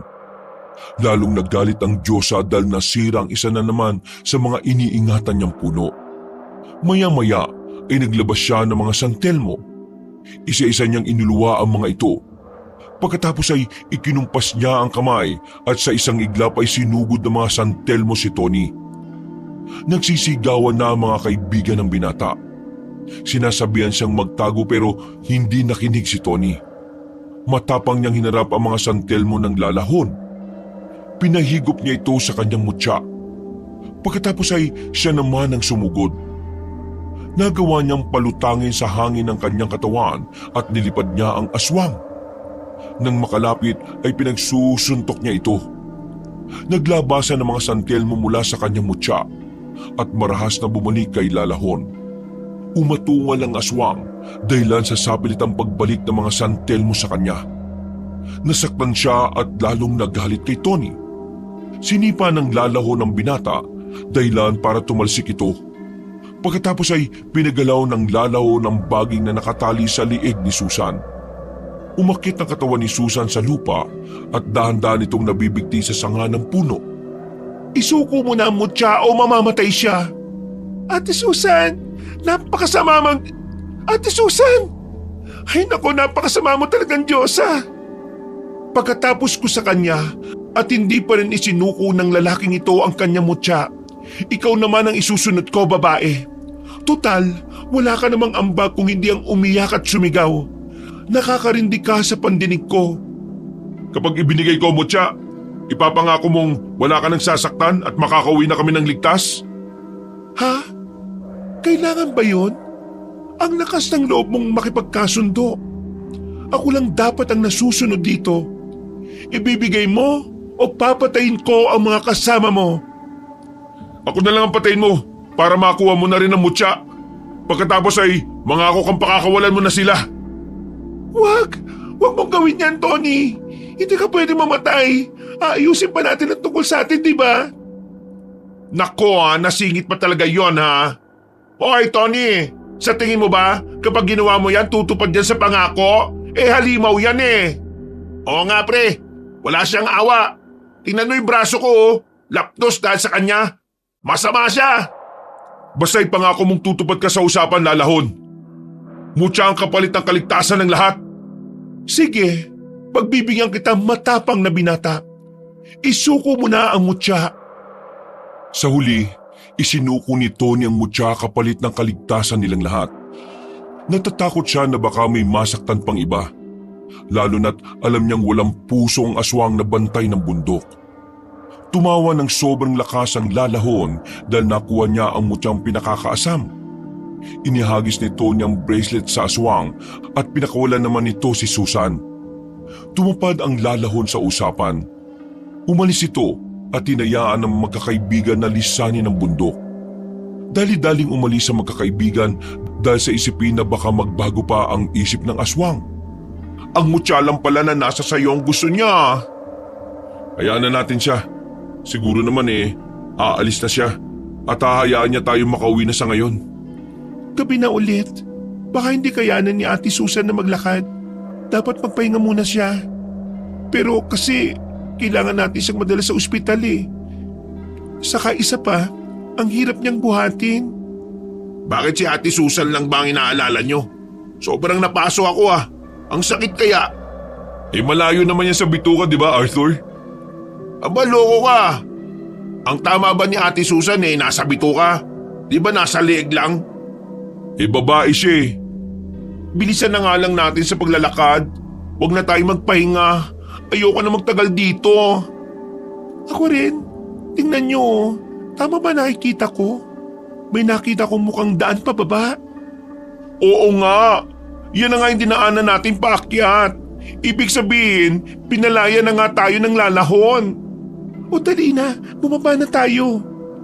Ibig sabihin, si lalahon talaga ang dahilan kung bakit tayo naliligaw. Kahit anong gawin natin, kahit saan tayo pumunta, hindi natin matatagpuan ang tamang daan dahil hawak natin ang mutya na habol niya. Pinaglaruan niya talaga tayo. Oo, ganun na nga. Pasensya na kayong lahat Mukhang mas napahamak pa tayo dahil sa pulseras ko. Hindi ko naman alam na mutya pala yun ng lalahon Mutya daw ng kagubatan, sabi niya. Pero mutya na yun ang lalahon kasi nasa kanya na. Di bali na. Ang mahalaga ngayon ay may daan na at makakauwi na din tayo sa wakas. Habang papalapit tayo sa daan na yon, lalo akong napapagod. Ngayon ko nararamdaman ng pagod sa totoo lang. Nagpatuloy sa paglalakad ang magkakaibigan. Pababa na ang kanilang dinaraanan kaya nakahinga na sila ng maluwag. Nasa 30 minutos na silang naglalakad nang may biglang bumagsak na apoy sa kanilang harapan.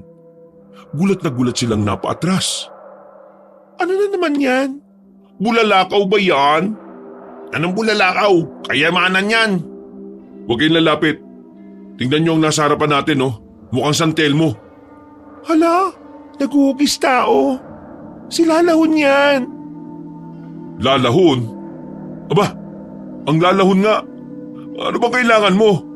Ibinigay ko na ang gusto mo, di ba? Bakit nandito ka na naman? Sinungaling ka. Manloloko ka. Peke ang ibinigay mong mutya sa akin. La, anong peke? Sa tingin mo ba maiisip ko pang palitan yan? Saan naman ako kukuha ng kapalit, Aber? Napaka-demanding mo naman. Sige nga, paganahin mo ito kung hindi peke. Bakit nawalan ng kapangyarihan ng mutya ng kagubatan? Dahil sa galit ay ibinato ng lalahon kay Tony ang mutya. Agad namang itong sinalo ng binata at isinuot sa kanyang kamay. Hindi alam ni Tony kung paanong paganahin ng mutya, kaya naisip niyang paihipin ng malakas ang hangin. Nangyari naman ito. Pagkatapos ay sinubukan din niyang itaboy ang aswang gamit ang kapangyarihan ng mutya. Itinulak niya ito gamit ang malakas na hangin. Nang inakala niyang wala ng aswang, naglakad na sila ng mabilis. Pero maya-maya ay bigla na lang may pumulupot na baging sa paan ni Tony at tinila siya nito ng marahas. Tony! Langya talaga, oh. Tama nga sila. Tuso ka talaga, lalahon.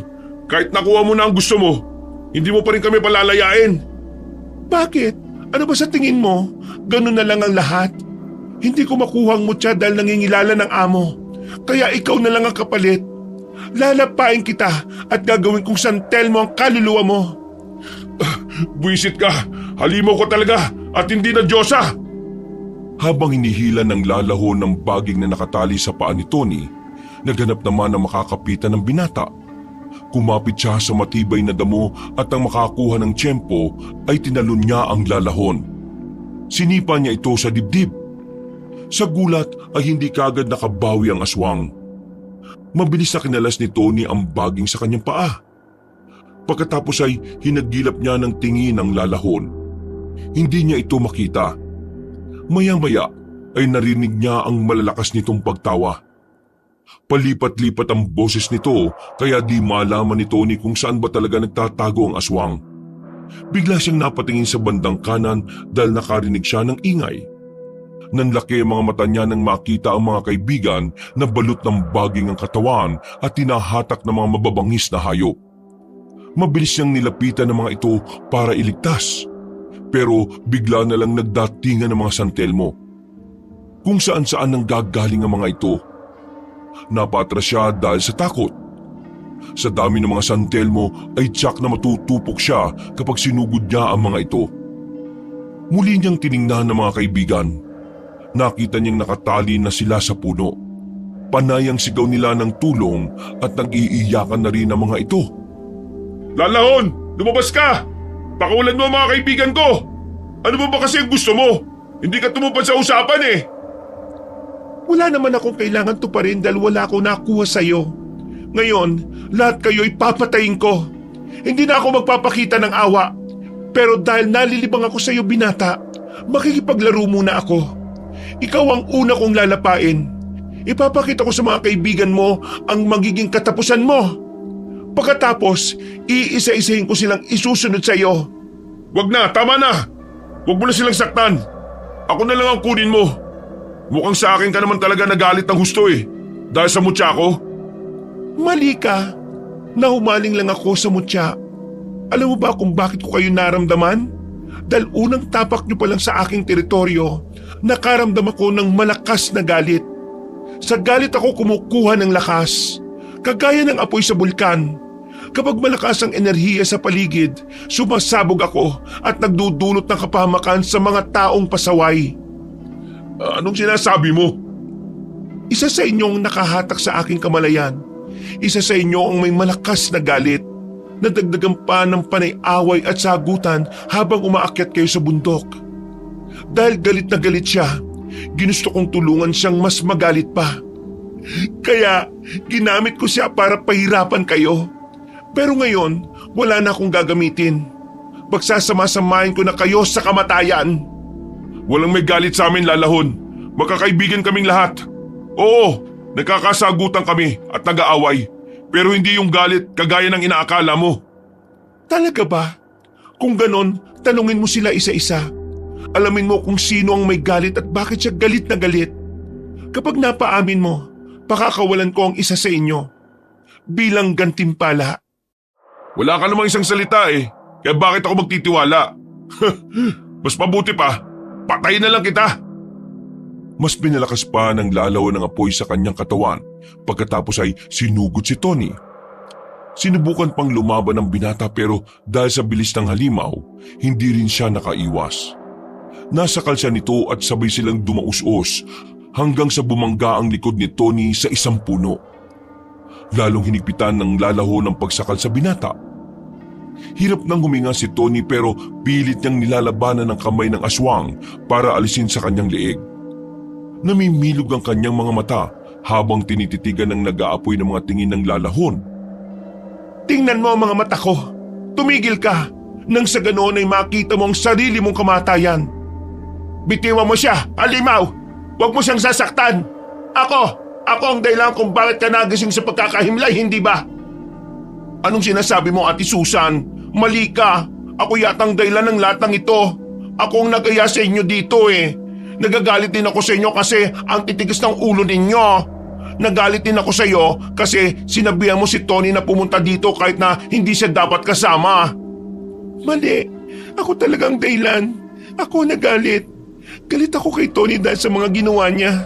Pero napatawad ko na siya. Kung ano man ang naging galit namin, Lalahon, kami lang yun. Hindi ka naman kasama doon eh. Kaya patawarin mo na kami. Nagalit din ako kasi iniwalayan ni Tony si Irish. Hinayaan niya maghiwalay sila. Kahit alam niyang nagparaya na nga ako eh. Kaya yun, nagalit ako. Ano ba mga pinagsasabi niyo? Hindi naman yan issue dito eh. Nililin lang tayo ng halimaw na ito. Dahil siya talaga ang may matinding galit sa mga tao. Ikinulong niya ang sarili niya sa galit. Kaya naiinggit siya sa mga taong masasaya. Kaya siya nagigising sa pagkakatulog dahil yun sa inggit. Hindi dahil sa kasalanan ng tao. Hindi ba, Lalahon? Inggit ang umiiral sa'yo. Anong sinasabi mo? Bakit naman ako maiinggit sa mga tao? Lalong hinigpitan ng Lalahon ng pagkakasakal kay Tony. Namumutla na ang binata at nangingitim na rin ang kanyang leeg na parabang nasusunog. Nangihina na rin siya kaya awang-awa na ang kanyang mga kaibigan. Tama na, Lalahon. Baka wala mo siya. Huwag mo siyang saktan.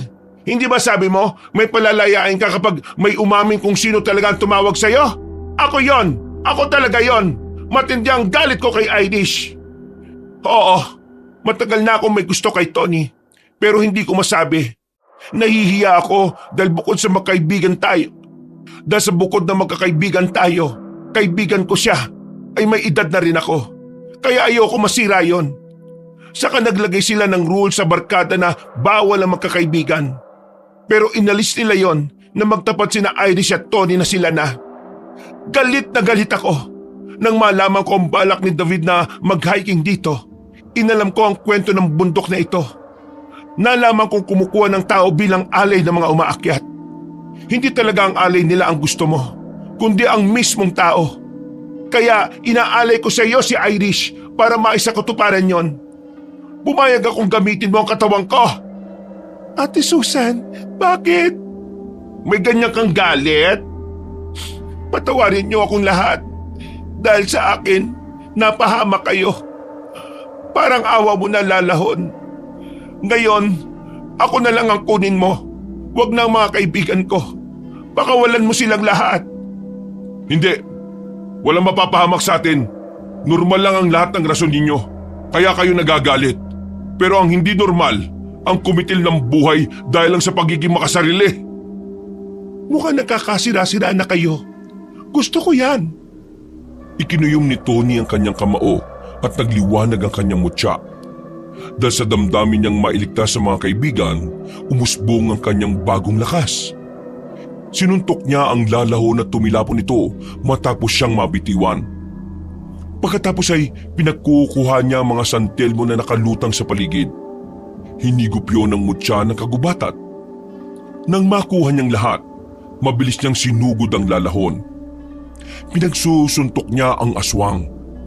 Bawat suntok ay bumabalik sa halimaw ang mga pinapakawalan niyang santelmo. Dahil hindi ito mapigilan ng lalahon, nang hina siya at hindi na makalaban. Napatras ang aswang at sinamantala ito ng binata. Muli niyang pinagsusuntok ang lalahon. Naglabas ng malakas na liwanag ang kanyang mutya, dahilan para masilaw ang aswang. Muling pinalakas ni Tony ang ihip ng hangin. Pinatalsik niya ang aswang sa pinakamalayong mararating nito. Sa kanya dali-daling pinuntahan ng mga kaibigan. Isa-isa niyang pinakawalan at nang makaalis na sa pagkakagapos ay saka naman umiyak ng umiyak si Susan. Patawarin niyo ako. Kasalanan ko. Hindi ko naman sinasadya eh. Nadala lang ako ng galit at selos. Dahil sa akin, napahamak kayo. Patawad. Ate Susan, sorry din kung nilabag namin ang patakaran ng barkada. Huwag mo nang isipin yun. Naiintindihan ko naman eh. Ay nako, wag na tayo magsisihan. Lahat naman tayo may mali eh. Magkapatawaran na lang tayo. Oo nga. Wala namang perpektong tao eh. O sige na, bilisan na natin. Kailangan na natin makalis habang malayong pinagtalsikan ng aswang na yun. Ang astig mo doon, Tony ha. Napakagaling mo. Akala ko katapusan na talaga natin eh. Diyos ko. Ate Susan, kaya mo ba maglakad? Oo. Gustong gusto ko nang umalis sa lugar na ito. Natuwa sila dahil imbis na masira ang kanilang barkada, ay lalo pa nilang naunawaan ang isa't isa. Matapos mailabas ang kanilang mga galit, napayakap pa si Irish kay Susan para iparamdam dito na hindi siya nagalit sa kaibigan. Nang makabawi na sila ng lakas, ay mabilis nilang tinahak ang daan pababa ng bundok. Nang makarating sa ibaba, nakita nila ang mga guide sa pag-akyat ng bundok na parang may hinihintay ang mga ito. Nang makita sila, ay sobrang natuwa ang mga guide dahil ligtas silang nakabalik. Nalaman nilang hindi lang pala sila ang naligaw sa bundok ng Kanlaon. Nang mga sandaling yun, marami din ang naligaw. Pati na ang ilang mga guide na kabisado na ang bundok ay naligaw rin at natagalan bago mahanap ang tamang daan.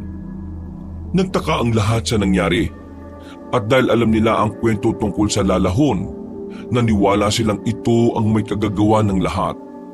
Pagkaalis nila sa bundok, ibinaon na rin nila sa limot ang masaklap nilang kapalaran at muli niyang hinarap ang bagong buhay. Dumaan sila sa ospital para ipagamot ang mga sugat na kanilang natamo. Mas naging matibay ang pagkakaibigan nila kahit na madalas silang nag-aasaran. Samantala, naayos na rin ni Irish at Tony ang problema sa kanilang relasyon. Tinanggap naman ng mga kaibigan ang pagbabalikan ng dalawa. Kahit na may masama silang karanasan sa mga bundok ng Kanlaon, hindi yun naging hadlang para muling mag-hiking ang magkakaibigan. Pero sinigurado nilang ligtas na ang bundok na kanilang aakyatin. At inuuna nila palagi ang kaligtasan kesa sa katigasan ng ulo at paglabag sa mga ipinatutupad na patakaran. Natutunan din nilang igalang ang kalikasan dahil isa sa mga natutunan nilang aral na ibinigay ng lalahon ay ang pangalagaan ng lugar na tirahan ng ibang nilalang. Mula noon, naniniwala na silang sa bawat bundok o gubat ay mga nilalang na nakatira na dapat irespeto ng mga tao. Ilang linggo na ang nakalipas matapos nilang akyatin ang bundok. Nagkaroon ng kakaibang pakiramdam si Tony. Pabalik-balik ang kanyang lagnat. Madalas din niyang nararamdaman ang pag-init ng mutya na nasa kanyang bracelet. Dahil doon ay nagpasya na siyang hubarin ito at itago na lang sa kanyang damitan. Pero tuwing papasok siya sa silid, nakikita niyang nasa ibabaw na ito ng kama. Nagsimula na siyang matakot sa mutya. Kaya inilagay niya na ito sa isang maliit na kahon na yari sa kahoy sa kanilagyan ng kandado. Iniisip niyang ibaw nito sa lupa kapag nagkaroon siya ng oras. Pero mula nang itago niya ang mutya, ay kung ano-anong masasamang panaginip naman ang kanyang nararanasan. Isa pa sa pinakakinagugulat niya ay gumising siya, suot niya ang mutya. Dahil sa mga weirdo niyang nararanasan, ay nakipagkita siya sa mga kaibigan saka sinabi sa kanila ang tungkol dito. Ano ba yung mga panaginip na sinasabi mo? Oo nga, saka nakakatakot ha. Baka may sumpa talaga ang bracelet o di kaya dahil pa yan sa galit ng lalahon. Sa tingin nyo, nakokontrol pa niya tayo? Hindi naman siguro. Baka mga napapanaginipan ko kasi kakaiba. Nakakatakot kasi sa panaginip ko. Ang dami kong nilalaban ng aswang. Tapos, ang mga pangyayari sa panaginip parang nangyari na sa akin. Pero sa totoong buhay, wala naman akong ganong karanasan Ang lalahon lang ang aswang na nakalabang ko. Baka may nagmamay-ari ng mutya na yan dati. Tapos, nakikipaglaban siya sa mga aswang. Tapos sa panaginip mo, akala mo ikaw yon. Baka ipinapakita sa iyo ng mutya ang landas na kailangan mong tahakin. Ala, ano yun? Ang kalabanin ng mga aswang? Ayoko nga. Di ba ang lolo mong nagmamay-ari ng mutya? Dati ba siyang kumakalaban ng aswang? Hindi naman naikwento ni lolo yun Walang nakakaalam sa amin nun. Ang sabi nila, si lolo sobrang pasaway daw nung nabubuhay pa. Kahit daw nung kabataan niya, matigas daw ang ulo at palaging umaalis ng bahay. Lagi daw nababarkada yun Kaya pag uwi palaging napapalo. Anong balak mong gawin dyan sa bracelet mo? Gusto kong ibaon sa lupa para matapos na.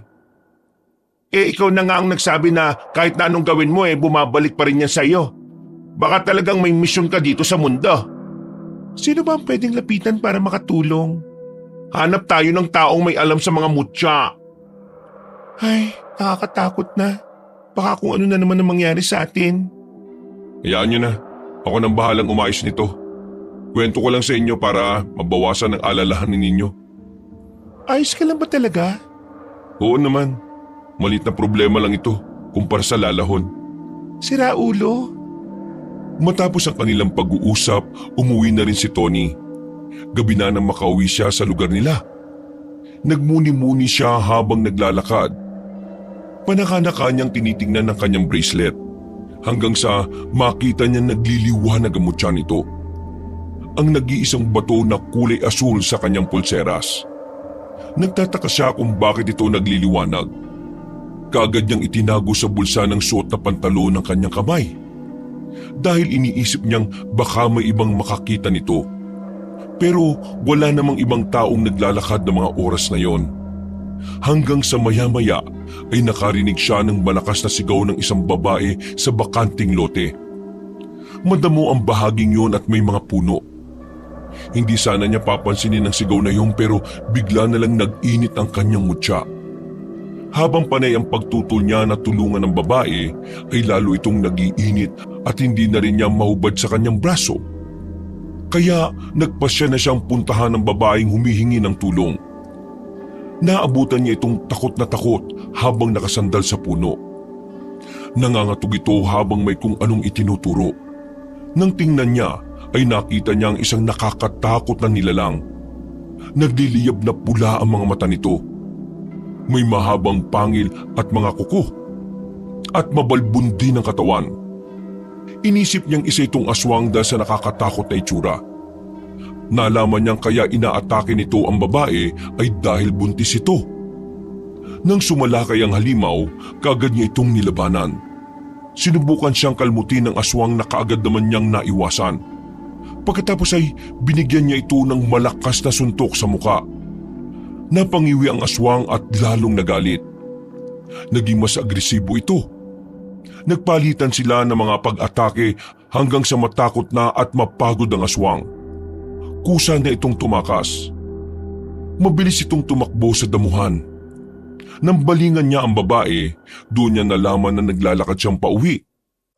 Nakaramdam siya na naiihi kaya nagtago sa damuhan. Pero nakita niyang dumating ang halimaw. Para masiguro ni Tony na ligtas ang babae ay inihatid niya ito pauwi sa kanila. Malalim na ang gabi at gising pa rin siya. Iniisip niya ang mga nangyari.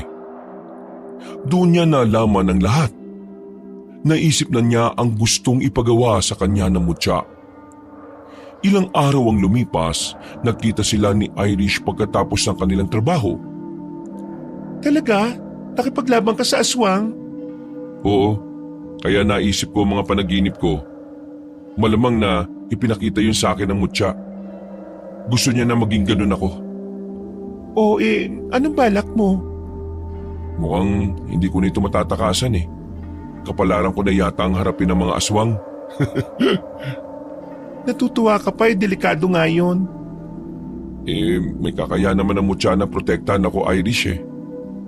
Alam kong hindi niya ako pababayaan. Saka kailangan lang na maging madasalin. Palaging tumatawag sa Panginoon. Nasa kanya naman talaga ang gabay na kailangan eh. Totoong may mga aswang at totoong may mga mutya. Ngayon ko lang naisip na kaya may mutya kasi may aswang na kailangan labanan. Ay nako, parang masaya ka pa sa mga pasya mo. Susuportahan mo naman ako, di ba? Ewan ko, hindi ko alam. Mukhang ngayon pa lang natatakot na ako sa pwede mangyari sa'yo. Ano ka ba? Walang masamang mangyayari sa akin, no? Nilambing na lang ni Tony ang kasintahan para hindi na ito mag-alala. Maya-maya ay sinuportahan na rin siya nito at inunawa ang kanyang bagong kapalaran. Bigla naman silang nagulat nang makita si Susan na may kasamang lalaki. Dali-dali niya itong nilapitan. Ate Susan! Oh, hi. Nandiyan pala kayong dalawa. Nagde-date kayo? Ha? Oo, ganun na nga. Sino ba yung kasama mo, ate? Si Manuel. Boyfriend ko. Manuel, mga kaibigan ko nga pala. Si Irish at saka si Tony. Saan mo nakilala yan, ate? Mahilig ka talaga sa mas bata sa'yo, ano? Eto naman, pagdating sa pag-ibig, walang pinipiling edad yan. Di ba? Nagde-date kayo? Kami rin. Kaya tara, double date na tayo. Hindi na nakatanggi ang dalawa sa alok ng kaibigan. Sumama na lang sila para mas makilala na rin nila ang nobyo ni Susan. Pero habang kumakain sila sa isang restaurant, naging audience na lang sila ng dalawa. Sobrang sweet ni Susan at hindi nahihiyang lambingin ang nobyo nito. Panay na lang ang siko ni Irish kay Tony dahil naasiwa na ang dalaga sa kanyang nakikita. Pero dahil doon, masaya ang kanilang kaibigan. Kaya nagawa na lang nilang suportahan. Pagkatapos ng kanilang double date, ay inihatid muna ni Tony ang nobya sa bahay nito bago siya umuwi sa kanila. Bago matulog, tiningnan pa niya ang suot na bracelet.